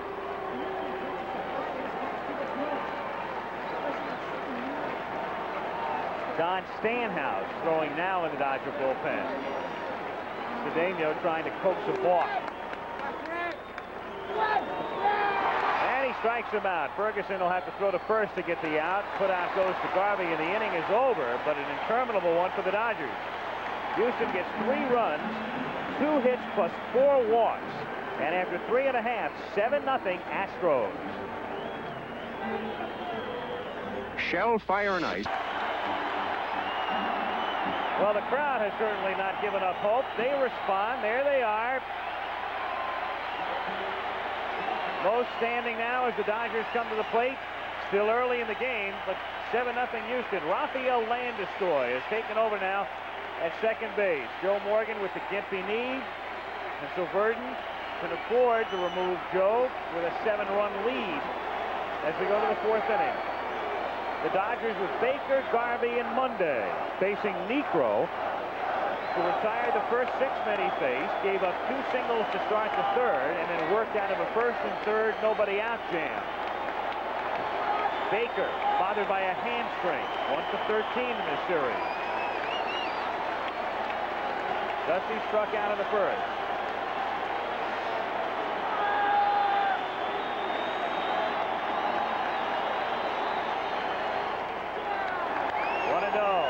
Well, they've come to believe here in L.A.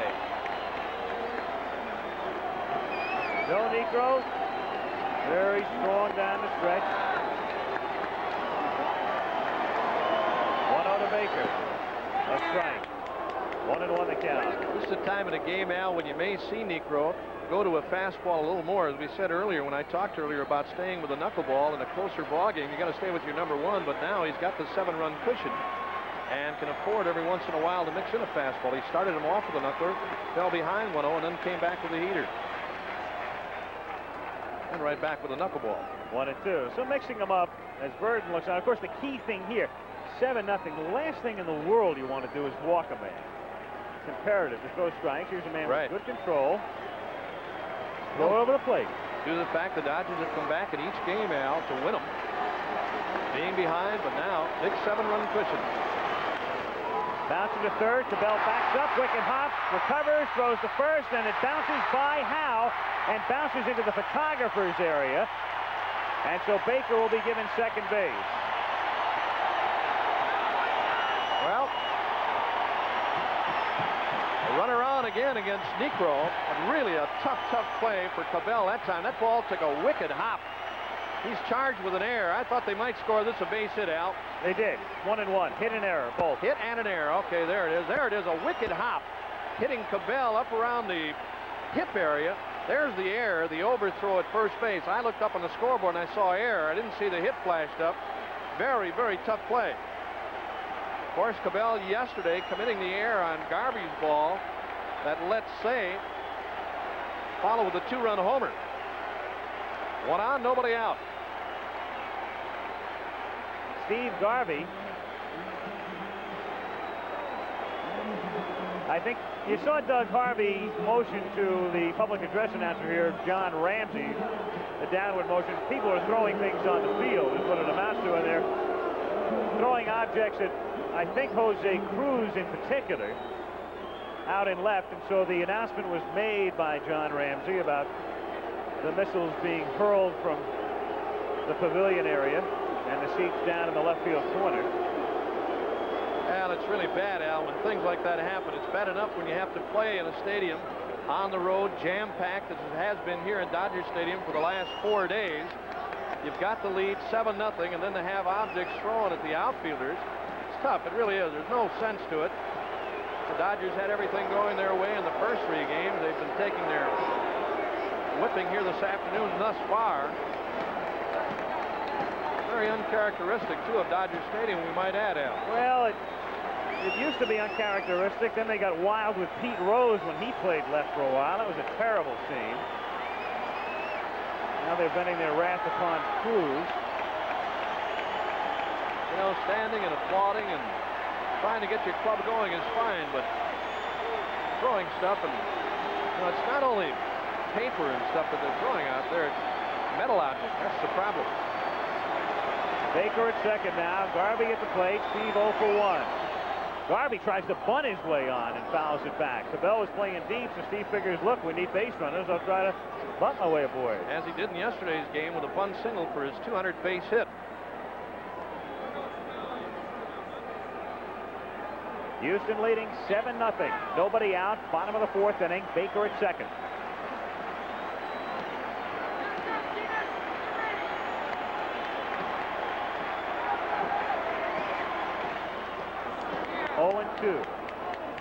Boy, there's a good knuckleball by Niekro. You saw Garvey that time readjust his footwork a little, Al. He tried to time the pitch. So tough when you go against a guy like Niekro. Hitters sometimes try to readjust their swing. Messes you up all the more. Got him, but it gets by Ashby. However, he recovers and throws him out. Baker was thinking about advancing to third, but Dusty's got that hamstring pull, and so consequently he remains at second. Well, we've talked about this before. Watch this knuckleball, folks, and this is a good job by Ashby. It really is. The strikeout to Garvey. Look at that ball go down. That ball may have almost gotten Ashby on the bare hand. They say, Al, when you catch the knuckleball, as you watch Ashby pick up and make the throw, retiring Garvey, a lot of catchers try to catch it palms up. You try to slap it down, which Ashby tried to do to keep it in front of him and make a play because it really busted on him. Good play. Rick Monday, flied out, second inning. Baker at second and one down, bottom of the 4th inning.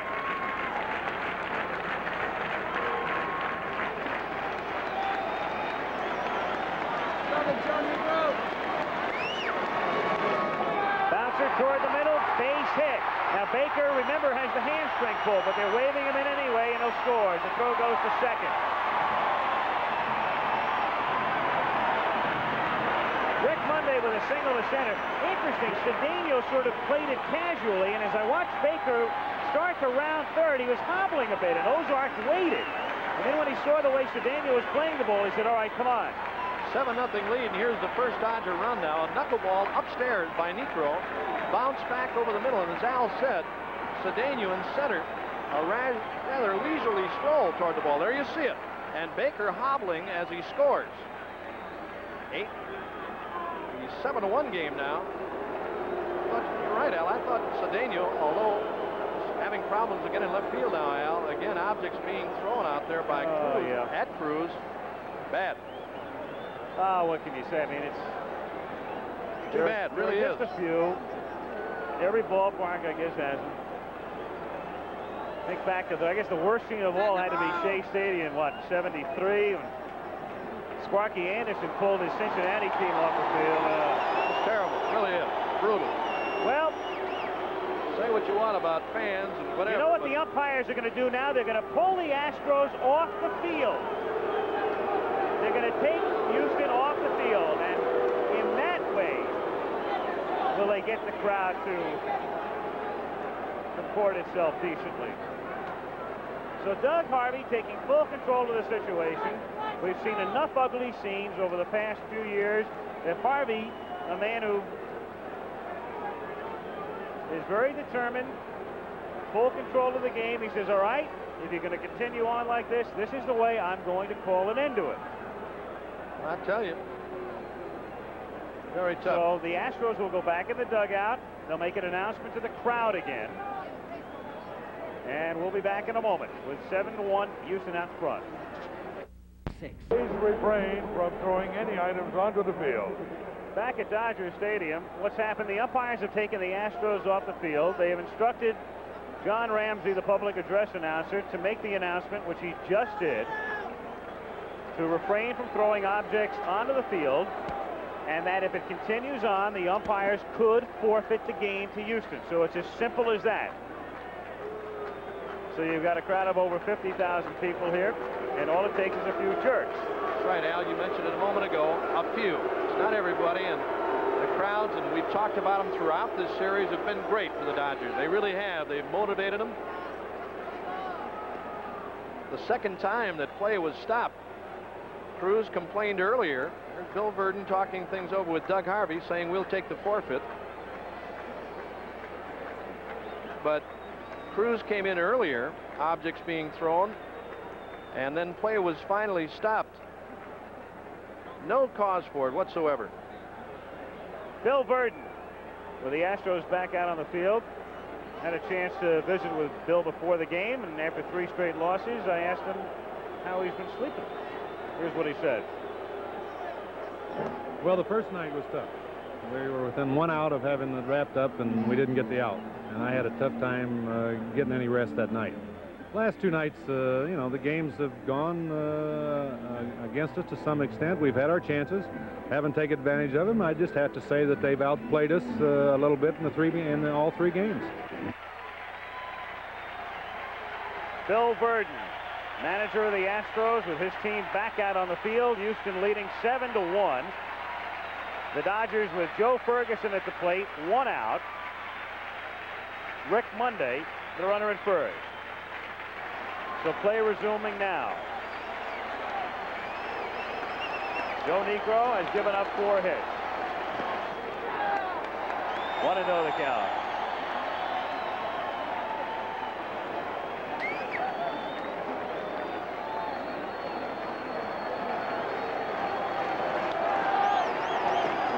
Knuckler, 1-1. That pitch was not fouled, folks, by Ferguson. All just popping away from Alan Ashby. Pulling the team off the field is a league directive. It's a good rule, too. They did not have that prior to, I guess, a couple of years ago. 2-1 the count. That, of course, created that horrible scene in New York in '73. Well, it is bad. There's no cause for it, as we said earlier. Bad enough for a visiting team playing on the road in a series of this magnitude. The playoff game today, the pressure is on. Not only have to put up with the heat of the baseball game itself, but dodging objects. Here we go again. Now you've got right center field. Right field out there. Terry Poole. You see the objects behind Poole out there. Their cups. There was a couple of baseballs or tennis balls thrown at Cruz out in left field, Al.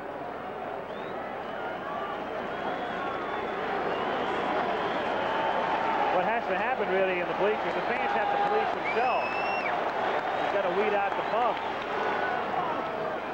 Fouled away in the count 2-2. You can put all of the security people out there you want, but really it's self-enforcement more than anything else. Peer pressure. Al, if you got baseball fans, Al, and obviously they've got many of them here in Los Angeles. The crowds have been great, as we said before. You're right. They've got to be policed by themselves out there. Knuckler in there. Strike 3. So Ferguson becomes the 3rd strikeout victim. And up comes Mickey Hatcher. This program, an exclusive presentation of ABC Sports. Let's pause 5 seconds to allow our local stations to identify themselves.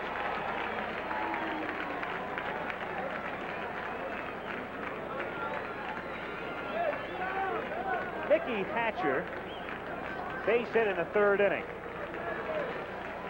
2 down now. Monday at first base. Houston leading 7-1. 1-0 the count.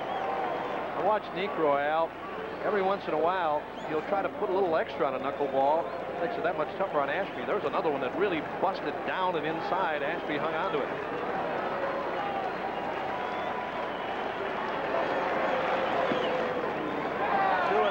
Anything that Ashby is liking about this game, it's got to be the score, Al. 7-1, where you can afford to mess around with a knuckleball. If one gets by you with a runner at first, it's not too bad.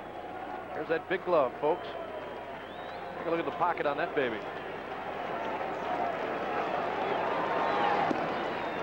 Hatcher taking all the way 2-1. You've got to take some pitches now. You're down by 6 runs. The count goes to 2-0. It's almost automatic at this point. Got to get base runners. 2-1 the count.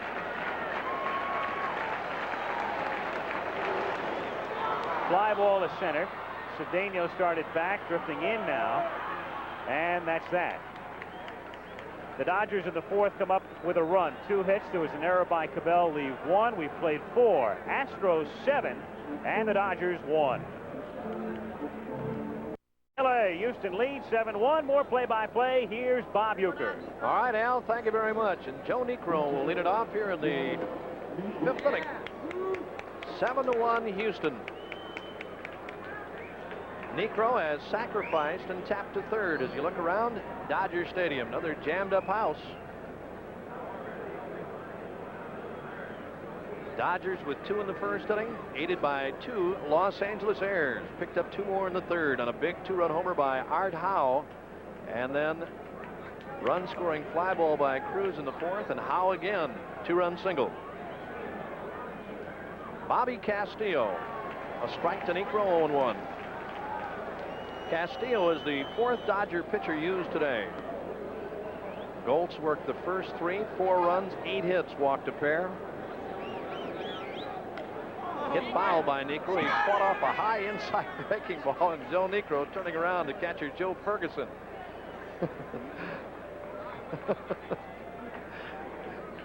Niekro looking in the Houston dugout. High inside pitch, and he fouled it. Talked about that earlier. 14 seasons. The home run came off brother Phil, 1976, and he won that game 4-3. The 0-2, low and away. Ball 1, strike 2. Sutcliffe worked a third today, 3 runs. Gave up a hit, walked a pair. Beck with the third. Got him looking. Bobby Castillo picks up his second strikeout. 1 away in the Houston 5th inning. And Terry Poole coming on. He reached on an error back in the first inning and scored. The error charged to Davy Lopes. In the second, he tapped to first. In the fourth, he singled on the infield, stole 2 bases, and scored. Inside corner of strikes is Doug Harvey. 7 runs, 10 hits for Houston. A run, 4 hits for the Dodgers.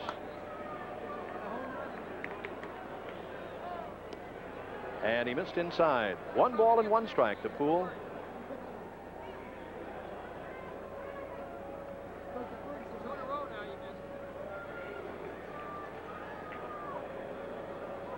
Screwball. Lopes backing up 2 steps. The quick throw, and he got him. Nice play by Davy Lopes. Taking a couple of backward steps to flag down that ground ball hit by Poole. 2 up and 2 down brings up Cabell.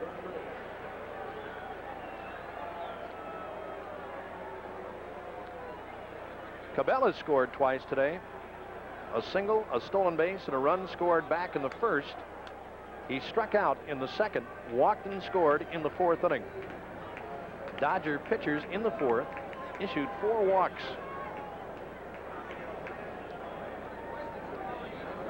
2 men out.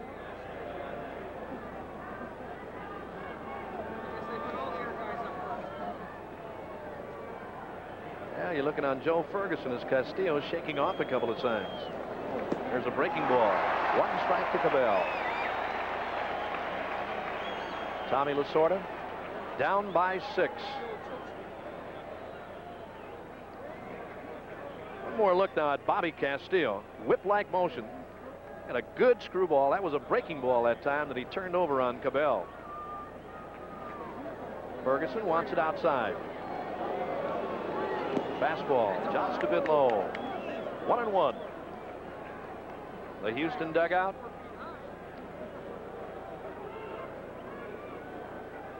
I tell you, after the first 3 games they played here, they were talking about what could they do to win. Leads in every game, only to lose by a run. Each time with a home run. Big Don Leopard, Astros third base coach. Ball 1 and strike 2. Be feeling good today. Up by 6 in the 5th.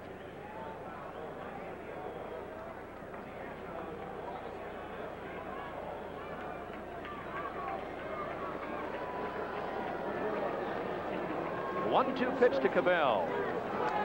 Hit the air. First base side. Garvey will not have a play. And the count holds at 1-2.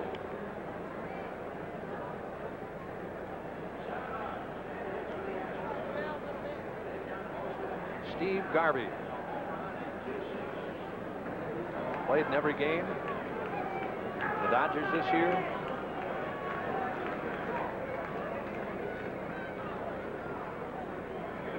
One-two pitch. Check swing, base hit. Going to be an extra base hit for Cabell on a low screwball in the second base. He'll have a double. On a check swing, that ball looped past Garvey, and Cabell's on for the 3rd time today. Enos Cabell looked like he was about 80 feet from the pin here as he goes down into the sand trap. Makes contact. and everything happening right for Houston as Cabell picks up his second hit of the day.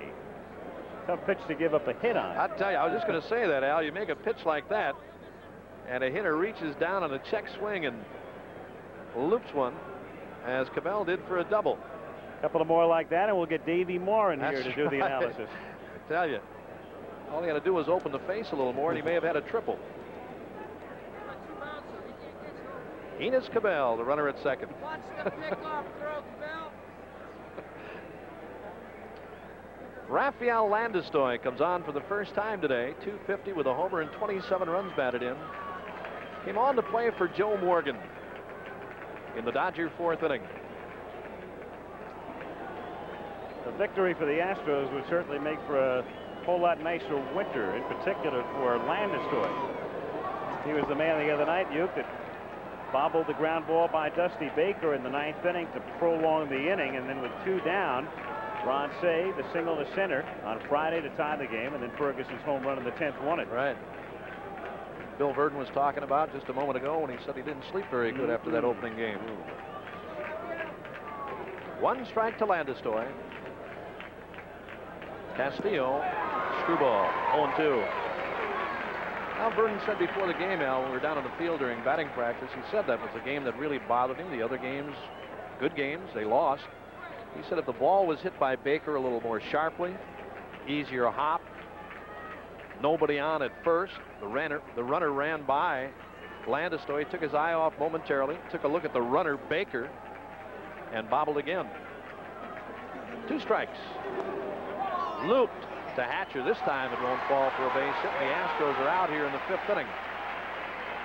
In the fifth inning, no runs with a hit and one left. At the end of 4 and 1/2 innings of play, the Astros still lead Los Angeles by a score of 7-1.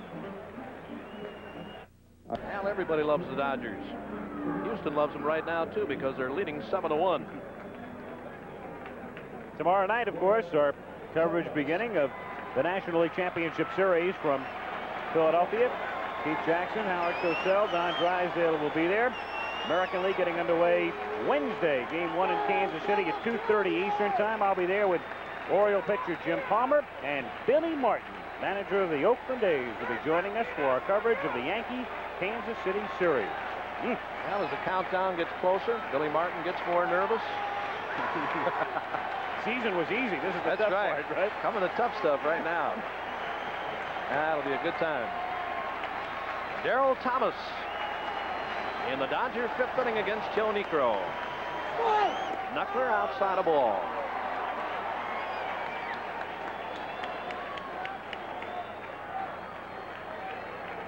Vic Davalillo has come to the on-deck circle for the Dodgers. Low, 2-0. Niekro, as you look at Vic Davalillo, did not allow a Dodger runner until a leadoff single by Hatcher in the third. Well, we talked about Manny Mota yesterday.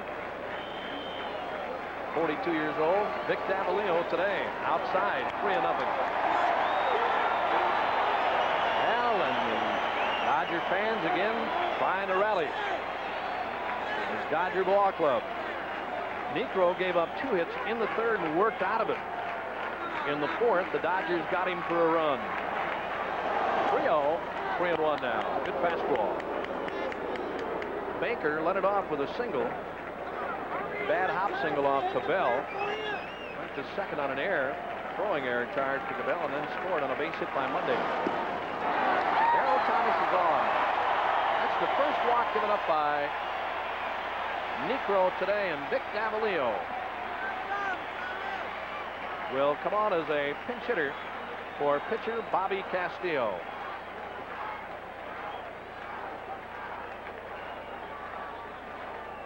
Davalillo appeared in 5 games for the Dodgers. This is number 6. Only been a bat 4 times with a base hit.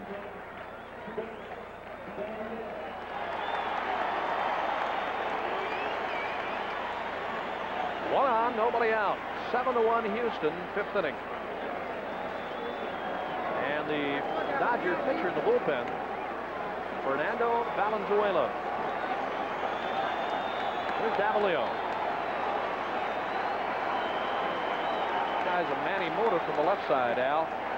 Hits the ball all over the place, all over the ballpark. A slap-type hitter. Every once in a while, he can sting you. One strike to him, 0-1. Incredible. Two men in their 40s. Vic's age is subject to question. Of course, like with everybody else, once they reach the age of 38, 39, everybody starts saying, well, if we don't know his age, he must be maybe late 40s. A lot of exaggeration involved. Second base, Landis-Stoy, and upset by Darryl Thomas, and a good play by Thomas to stay out of the double play. He threw a rolling block on Landis-Stoy, and that prevented the throw to first. Vic Davalillo on. Well, this might have been taught to Darryl Thomas, perhaps by Ray Malavasi of the Rams. It's that type of a block. Thomas knows it's the only way he can break up the potential double play as he goes rolling into Landis-Stoy, settling for the 1 out. You know, you've seen it happen many times for an infielder. Thinks the runner is going to just let you tag him and forget about it. Not that time. Not in October. No, ever. sir. Here's Davy Lopes. Knuckleball hit in the air to short center. Cedeno broke back, came on to make the play for the second out. 2 away for Jay Johnstone. This telecast presented by authority of Major League Baseball and is intended solely for the private non-commercial use of our audience. Any publication, reproduction, retransmission, or other use of the pictures, descriptions, and accounts of this game without the express written consent of Major League Baseball is prohibited. Jay Johnstone 0 for 2. Bounce to second and foul to third. 2 outs. Dodger fifth. Niekro has only given up 4 base hits. Knuckler hit in the air to right field, but he hooked it foul. No good. 1 strike to Johnstone.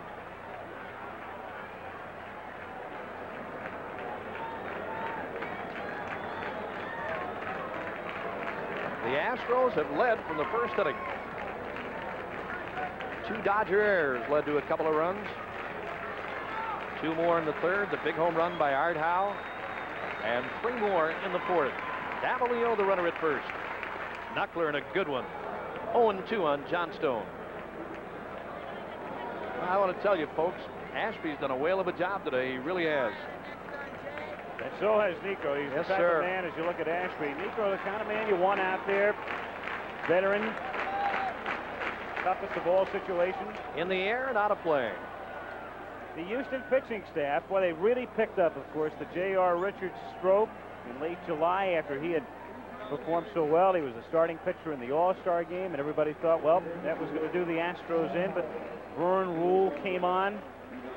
Niekro has pitched brilliantly down the stretch. Kenny Force has given him some good outings.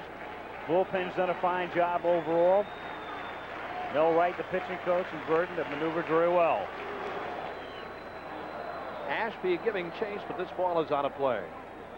Still 0-2 on Johnstone. You know, Al, before the game, talking to both ball clubs, Dodgers and the Houston club, about the performance yesterday by Vern Rule, the fact that he pitched with those 2 stitches in the index finger. They said it was really amazing, really a gutty performance, and he finally tore it, throwing a high fastball. We talked about it. I talked that he might do it on a breaking ball, but he did it on a fastball. Third inning. That's Vern Rule in the middle. 0-2 pitch. Got him swinging. Big strikeout again for Niekro. That's number 4, and the Dodgers are out in the 5th inning. They failed to score at the end of 5. It's 7-1 Houston. We'll be back with more baseball after this word from our local stations. Have a look at Joe Niekro. He's going to pinch hit here. I'll say, Al, bringing out a pinch hitter, the Dodgers. Valenzuela has been very, very impressive. Pitching at San Antonio this year, starting the year in the minor leagues, and as Al's talked about yesterday, ending up the season in the biggest series of the year, pressure-packed, been right on it. Jack Perconti came up when the rosters were expanded on the 1st of September. He's 4 for 15. He's been filling in over the past week, especially in the Giants series, just prior to the Dodgers coming home against Houston, for Davey Lopes when Lopes had to sit down for a couple of games. And he pitch hits for Valenzuela here in the bottom of the 7th inning. Lopes and John Stone to follow. Houston leading 7-1 as the Astros try to wrap up their first ever divisional title. Percani hit .326 at Albuquerque in AAA this year. Line drive type hitter. A strike on the outside corner. 0-1. Howe still throwing in the bullpen, so it'll be Steve for the Dodgers when the Astros hit in the 8th inning. 1-1 the count. There's Howe. Joe Niekro. He was with a team that won a divisional title, the Detroit Tigers, back in '72. A little squibber down to third. Cabell misplays it, but recovers in time to get him. Enos was in very shallow, in on the grass, so he had time to recover and nail him for the out. Enos wants to get back to that AstroTurf. That's right. Ball on the grass. Al said he's playing up. The ball is not hit that sharply. Kind of a slicing type swing by Percante. Ball took that funny little hop on Cabell, and watch him fire. Not taking any chances this time. Threw him out by about 5 steps. Here is Davey Lopes, who is 0 for 3 today. 0-1 the count. Al, as Niekro said before the start of today's game, he said later in a ball game, he said more often than not he will go to a fastball and a slider to start hitters off, which is what he has done to Percante and then on Lopes, and coming back with a knuckleball as he did right there. And of course having the 6-run cushion now, 7-1. 1 ball, 1 strike the count. Back to Niekro. 2 down. So Joe keeps rolling along. I tell you, it would look like Niekro might have been finished around the mid-70s. He was sent back to the minors after he had experience with the Cubs in San Diego in '69 and Detroit. Then he went to the Braves, and they sent him down. They sent him back down in '75, and then Houston purchased him at the start of the 1975 season. When you buy a player, it means normally that too many folks think he can still do the job. Right. John Stone takes a strike. 0-1.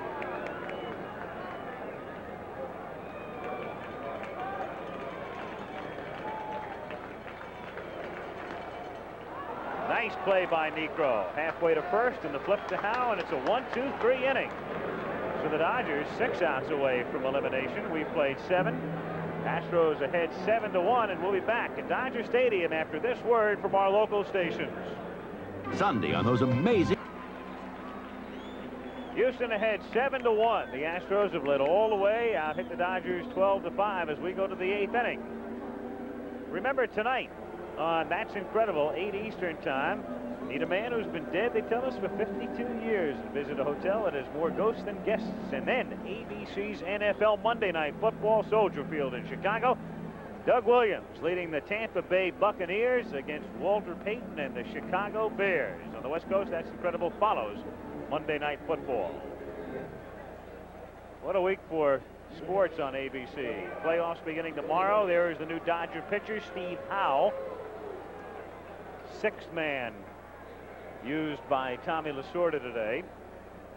And Jack Percante, who hit for Valenzuela, stays in the game, hits 9th, plays 2nd. Davey Lopes comes out. Howe hits in Lopes' spot. Al Michaels and Bob Uecker in Los Angeles as we go to the 8th inning in the Western Division tiebreaker. It's been all Houston so far. Enos Cabell, 2 for 3 plus a walk. 1-0. And if the Dodgers should lose this game, Al, Houston winning, really vindication for Cabell, Landeskog. We talked earlier about that. Big error by Landeskog in game 1. Yesterday, Cabell with a ball that was hit by Garvey, and instead of charging, indecision, he backpedaled on the ball and ate him up for an error, and then Say hit the home run to win it. Been a tremendous series. It really has. The Dodger dugout trailing by 6. Lasorda and Red Adams, the pitching coach. Now they're trying to figure out a way to pull another one out of the hat. 2-1 for the Astros. 19th year of existence. Well, if they win, you've got some champagne, about 1/10 of which will be consumed. The rest sprayed around. Then a long flight to Philadelphia. They'll be checking into the hotel in Philly, I would guess around 5 a.m. Eastern time. 2-1 pitch is bounced to third. Hatcher picks it up. Throw. Get him. One third baseman throwing out the other, as Cabela's gone for the first out in the 8th. Tough in-between hop for Hatcher, Al, knocking that ball down and then recovering in time to throw out Cabell by about a half a step. Talking with Garvey before the game, Al, asking about the Dodger infield. He used to have a crushed brick surface here, very finely ground crushed brick. He said it was a lot worse than it is now. You mentioned earlier, I think, that this has been resurfaced, the Dodger infield, the new infield. There's Garvey at first. Said it's a lot better now than it was in previous years, but if you watch these ball games, every once in a while, some of the hops that they get, it doesn't seem that good. Landis-Doyle looks at a strike, and the count 0-1. The Dodgers, to an extent, should have the advantage there anyway. They play on it all the time. The Astros, of course, play on an artificial surface at home. Luke foul. 0-2. Talking about Cabell earlier, Al, the fact that they play on the artificial surface in Houston, hardly ever a bad hop on that stuff. They have the sliding pit areas around the bag or maybe the lip of the AstroTurf where every once in a while a ball may hit and take a bad hop on you, but other than that, like playing on a playground on an asphalt surface. 1-2 the count. Cruz on deck. The Dodgers, when they hit in the 8th, have Baker, Garvey, and Monday. 1-2 pitch. Grounded down to Perconti at second, and the rookie throws him out. 2 down now in the 8th inning. And we'll take a look at Jose Cruz. So the Astros, who have lost 6 in a row here at Dodger Stadium, may win the most important of the 7. Dodgers finishing the season series, the regularly scheduled season series yesterday, having won 10 out of 18. Strike, 0-1. Of course, all the Astros, the quotes will be very predictable. Oh, the long flight to Philadelphia won't bother us tomorrow night. We'll be sky high anyway. But physiologically, it's going to make a difference. 0-2. Everybody will get to bed in Philly, whether it be the Dodgers or the Astros. 5, 6 o'clock in the morning. Get up around noon. Head out to the vet. It's around 5 o'clock. Take some BP. 0-2 pitches outside. 1-2. They may want to take it when they get there. Yeah. Get it done with. There's Art Howe. 4 RBIs today.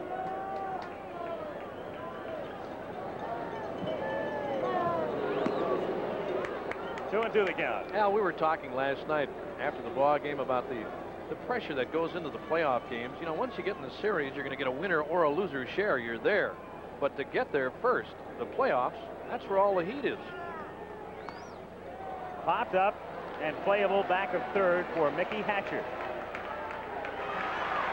3 up and 3 down. Howe doing the job here in the 8th inning. And so we've gone 7.5 at Dodger Stadium in Los Angeles. Houston leading the Dodgers 7-1. Shell. I got you some time. Bottom of the 8th inning at Dodger Stadium. In the Western Division playoff, Houston leading 7-1. Baker, Garvey, and Monday coming up in the bottom of the 8th inning. The crowd, by their response, has really not given up hope even through the middle innings with the Dodgers trailing by plenty.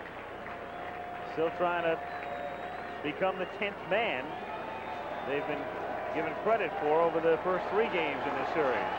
But a long hill to climb now as Baker comes up in the bottom of the 8th inning. Dusty is 1 for 3.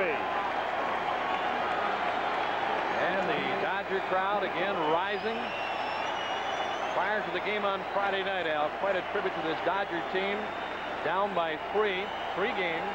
before they ever took the field here. The fans were standing for a couple of hours prior to the start of the game. Dodger players from the scene here thought they had won it. What a great series. So here we go, the bottom of the 8th inning. Necros pitch to Baker, in there for a strike, 0-1.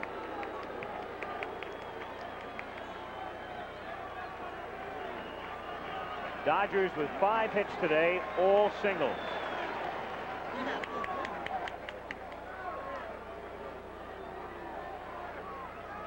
Scoreboard has it on check swing and a ball, 1-1. Al, you know, going back to the theory about Necro starting hitters off with a fastball or a slider, 7th, 8th, and 9th inning. Dodgers down 7-1, have to take a pitch. More often than not, he's laying them right in there, getting ahead, and then coming with the knuckleball. And down goes Dusty. It was strike 2. He foul tipped the second pitch, and down he goes on 3 here. So that's 6 now for Necro. 6 strikeouts. He's retired 5 in a row. The Dodgers had a chance in the 6th inning. It was their last opportunity. Loading the bases, but Thomas fly to center. Al, we have defensive changes now for Houston. Art Howe is now playing at third base, and Bergman has come on to play at first for the Astros. Cabell coming out of the game. Howe can't handle this one, but Reynolds does. Nice short hop. Throw him out. So 2 down. Craig Reynolds has had a good day. Astros shortstop, 3 for 4 at the plate. A good play by Reynolds. That high hopper hit over Howe's head. Look at Reynolds way back in the hole, and then guns a throw to get Garvey at first for the second out. Well, I just got through talking about the Dodgers trailing 7-1, maybe taking a pitch from Necro. Garvey hit the first one, a fastball. Rick Monday 1 for 2 plus a walk. So the Astros 4 outs away now. 0-1. 2 down, bases empty, bottom of the 8th. The Astros 2 in the first, 2 in the third as you look at Ferguson on deck. 3 in the 4th for Houston. The only Dodger run in the 4th inning, and it was Monday who drove it in with a single to center.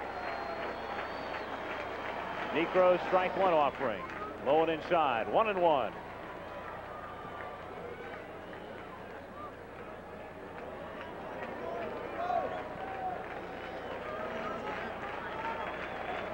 Lasorda and Garvey. 1-1 pitch. It's fouled away, and the count is 1-2. If Houston goes on to meet Philadelphia, in the 12 games between those two teams this season, the Phillies won 9. Of course, the Phillies, veterans of the playoffs, so they haven't won. They were there in 76, 77, and 78. Houston, of course, has never been there.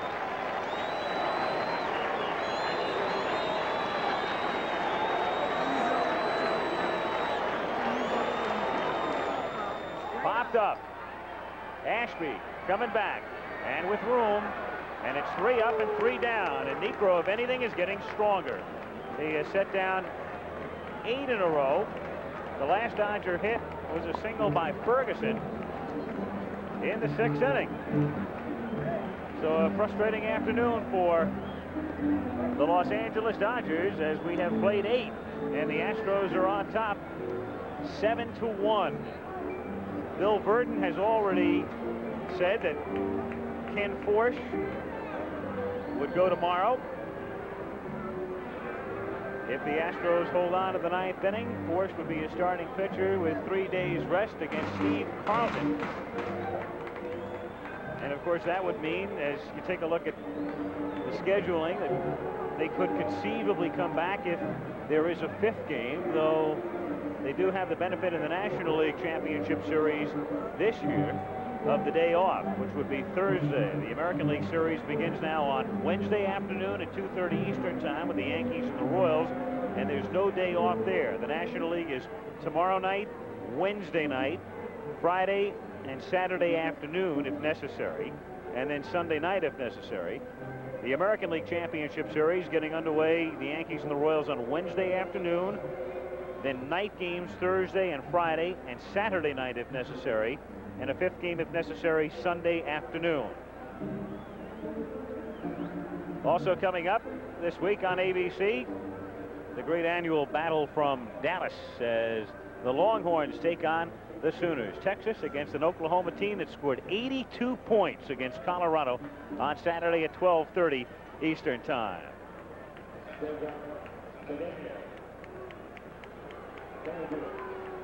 So we go to the 9th inning. The Astros on top, 7-1. A look at the new Diamond Division board at Dodger Stadium. The crowd very quiet as we go to the 9th. Cedeno to lead things off. Then Howe and Ashby. Fly ball to right field. John Stone. One gone. Howe is retired. The 4 men he has faced in relief. When the Dodgers come up now in the bottom of the 9th inning, due up are Ferguson, Hatcher, and Thomas. Bill Verdon, he's been to the playoffs before. 1972, he managed the Pirates against Cincinnati. That series went 5, and Bill's team had the lead going to the bottom of the 9th inning of Game 5 when Johnny Bench homered. And a wild pitch by Bob Moose subsequently brought in George Foster to give the Reds the pennant. Art Howe, big day, 3 hits. A drive to deep left field, but Dusty Baker has room and makes the catch. 2 away now in the 9th inning.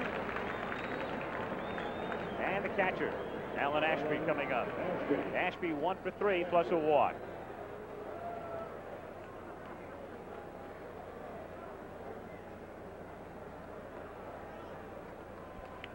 Houston in 1980, it would be the 3rd serious run they have made for a title. As Ashby lines one to left field, right at Baker for the out. So Howe has no trouble dispensing with Houston in the 9th inning, but the Dodgers are still trailing by 6.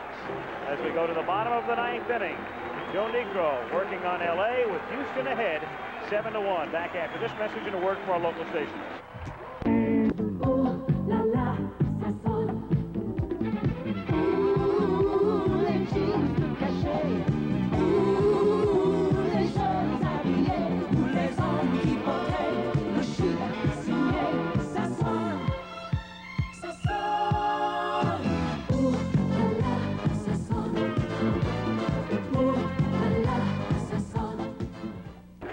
Dodger Stadium as we go to the bottom of the 9th inning. Al Michaels and Bob Uecker with you. It's 7-1 Astros. So the Dodgers 3 outs away from elimination. Jerry Royce in your picture there, hand on hip. Youngster Bobby Mitchell, number 17. Here comes Joe Ferguson. Striding to the plate in the bottom of the 9th inning. Hatcher and Thomas due to follow. But Gary Thomason has come out on deck. There he is to bat for Hatcher. Joe Ferguson, 1 for 3. Infield single in the 6th. Joe Negro has gone all the way, seeking his 20th win and his biggest. 1-0.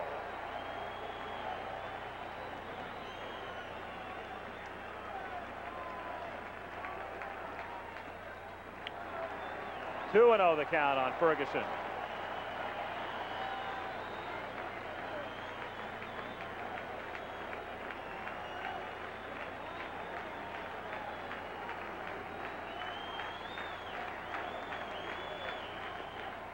In there, and the count 2-1 now. Joe Negro, counting that strikeout to Hatcher, though he did reach on a pass ball, but counting that has set down 8 straight. Fergie pops it up. Foul ground and playable for Art Howe. 1 away.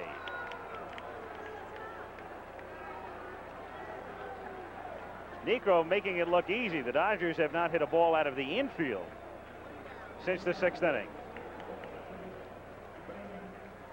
Joe has given up 5 hits, all singles.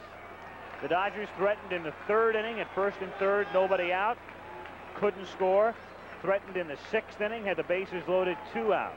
Couldn't score. Their only run came in the fourth when Monday singled in Baker. The big man offensively for the Astros today has been Art Howe with 3 hits and 4 runs batted in.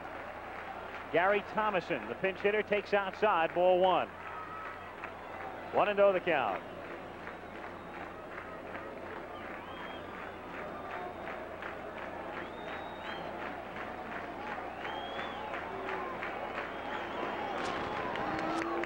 Even now, 1-1. Art Howe. Again, we refer to him as steady and solid and responding today. Now playing third, started the game at first. You can move him around. 1-1 pitch to Thomason. Ground ball to the right side. Landis-Stoy throws to first and gets him. Raphael taking his time, as was the case the other night when it proved to be very costly on a different type of ground ball. 2 down. And Darryl Thomas, the batter. That's Deacon Jones. Mel Wright is looking down toward the Houston bullpen. You know what they're worried about, I have a feeling, is getting off the field, figuring the crowd might surge out onto the field, and that's exactly what they're talking about. Darryl Thomas is going to be the batter. Burden is coming out. You see, what he wants here is to bring the fellas in from the bullpen. Number 1. Going to bring, that's Dave Smith, and also the relief pitcher, Joe Sambito. They'll bring in all of the fellas from the bullpen. You know, it's a sorry state and an exalted moment. A moment you should really savor. You even have to think about things like this, but Burden is doing the prudent thing, unfortunately. I say unfortunately in the context of what we've been reduced to in crowd scenes over the past few years. So the Astros on the verge of clinching their first ever title, and a prime concern to them right now is getting off the field unscathed. 2 out, bases empty in the bottom of the 9th inning, 7-1 Houston. Thomas looks at a strike. The Astros, born in 1962, went through some frustrating and some very dismal years. In the race in 72 and faded. In the race last year and faded. And now on the threshold as Thomas takes inside. 1-1 the count.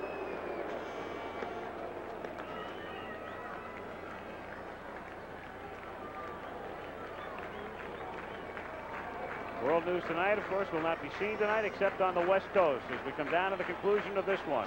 The 1-1 pitch to Thomas is looped to shallow left field. Cruz coming in, but has to play it on a hop, and so the Dodgers are still breathing.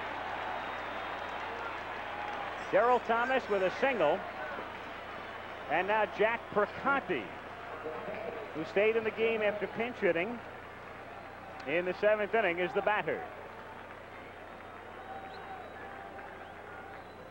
Again, some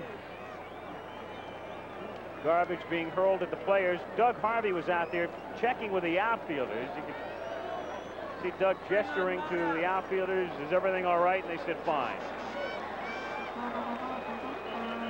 Bill Burden doing some repositioning now as Perconti stands in. 2 down. Now time called, no pitch. Doug Harvey again pointing toward the outfield. We've got streamers out there. Tennis balls being thrown out onto the field. And they'll do some groundskeeping work.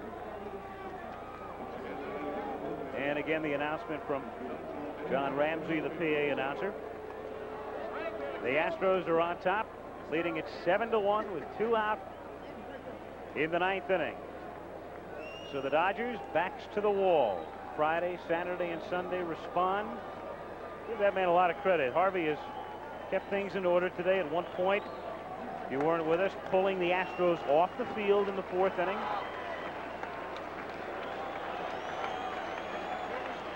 Never letting it get out of hand. All right, Perconti at the plate.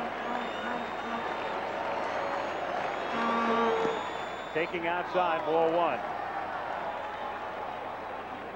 If Percani keeps it going, they've got Pete Guerrero out on deck to bat for Steve Howe. The 1-0 to Percani in there. 1-1 the count.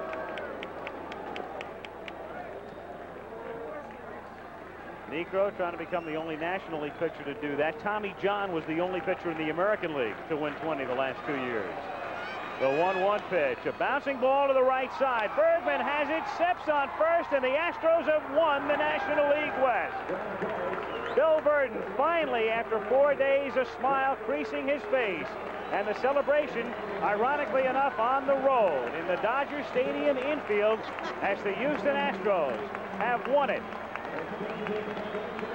The Los Angeles Dodgers, what a battle they gave it. There's the hobbled Ron Cey heading back toward the clubhouse.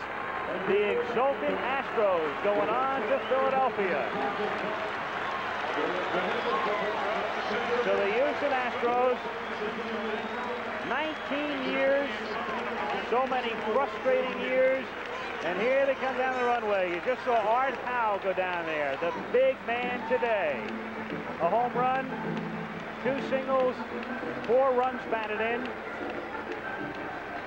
The stars of the game for the Astros, Howe, and of course Joe Niekro, who turns in a masterful performance as the Astros, with a dozen hits, beat the Dodgers in the tiebreaker, 7-1. So here come the Astros, who will do some celebrating, make a very joyous ride to the airport, take a charter to Philadelphia, check in the wee hours, and play tomorrow night in Game 1 of the National League Championship Series. Bob Uecker is down in the Astro dressing room as they file in. A lot of these fellas, of course, have not been through a scene like this. There are some veterans like Niekro, who played on a division-winning team with Detroit. There's Howe, who came over from Pittsburgh, and of course on the other side you've got Tommy Lasorda, who's tasted the bitter and the sweet as the Dodgers remain in the dugout. I look down and it's a whole other story there. A lot of joy Friday, Saturday, and Sunday on that side of the field, but a different story. And the fans, many of whom have remained, as you can see, are chanting, and they'd like the Dodgers to come back out to thank them. Get somebody. They want a curtain call. But the Dodgers, many of whom are just seated in the dugout. The Astros have filed back to the clubhouse, and Bob Uecker is down there right now. Let's go to him. Al, as of right now, we haven't had a chance to get anybody. This Houston ball club being swarmed on as they come through the tunnel area here. We're trying to get Joe Niekro, of course, who did such an outstanding job today, and Art Howe, the unassuming guy with the 4 big RBIs today. Bedlam here, as you can well understand, in the Houston clubhouse, as Al told you, 19 years. It's been a long time, since way back in 1962, and the first for the Houston Astros. As we've told you throughout the series, a tough battle, and they have finally hung on the win. Mel Wright, come on up here. Let me get Mel Wright up here. I'll get Mel Wright up here to start things out. And Mel, no talking about the big win today, a big victory, but an outstanding performance by Joe Niekro. Yes, he did an outstanding job. He was keyed up, but we kept him keyed down just enough that he did a heck of a job. Mel, I want to ask you, Joe talked about this earlier before the game today, that later in the ball game he goes to a fastball and slider to start hitters off and then comes back with a knuckleball, and evidently that's been working well for him. Well, Joe has a tendency sometimes to overthrow his pitches, his fastball and stuff. And once he wears the edge off and gets a little bit, well, I say keyed down and a little bit tired, then he can throw all of it pretty well, and that's what he's been trying to do. Mel, you've been around here a long time. I know you're very, very satisfied. Oh, I'm as happy as I can be. This is what we fought for. Thank you. All right, we'll try to get Joe Niekro. He's being swarmed on over here by his fellow teammates, Joe Niekro, Vern Rule. I got to get him over here. Looking for Joe Niekro. This place is jammed up, Al. I'm just not able to do anything down here. It's jammed up downstairs. Niekro is being swarmed down behind us over here, along with Art Howe, as we said, had such an outstanding year. The last play in the game, the bouncer hit to first base, and the Houston Astros have wrapped up the Western Division Championship. Still trying to get Joe Niekro. We can't find manager Bill Verdon. Bedlam is broken loose here, of course, as you can well understand. And until we can get Joe Necro and one of these other guys down here, let's go back upstairs to Al Michaels. Well, I suppose you, as we wait for Necro and the gang, a little bit of celebration inexperience showing. The fellows who've been there before, like the Reggie Jacksons and the Mike Schmidts, they know where the camera is, and they know we want to talk to them after they win. They've been there before. But the Astros enjoying their own celebration right now. And since we are running out of time, we will not be returning to the Astro dressing room, but we will see Houston, of course, on the field again tomorrow against Philadelphia in the first game of the National League Championship Series. So that's the story. Houston wins the tiebreaker 7-1. Al Michaels saying so long for Bob Uecker. Our thanks to Alan Roth and George Hill. A great job in the booth. Be sure to tune in tonight for ABC's NFL Monday Night Football. The Tampa Bay Buccaneers taking on the Chicago Bears from Soldier Field in Chicago, live at 9 o'clock Eastern Time. The executive producer of ABC Sports is Roone Arledge. Coverage of today's game was produced by Ken Wolf, directed by Craig Janoff, technical director Bill Morris, associate director Bob Dekas. Join us tomorrow.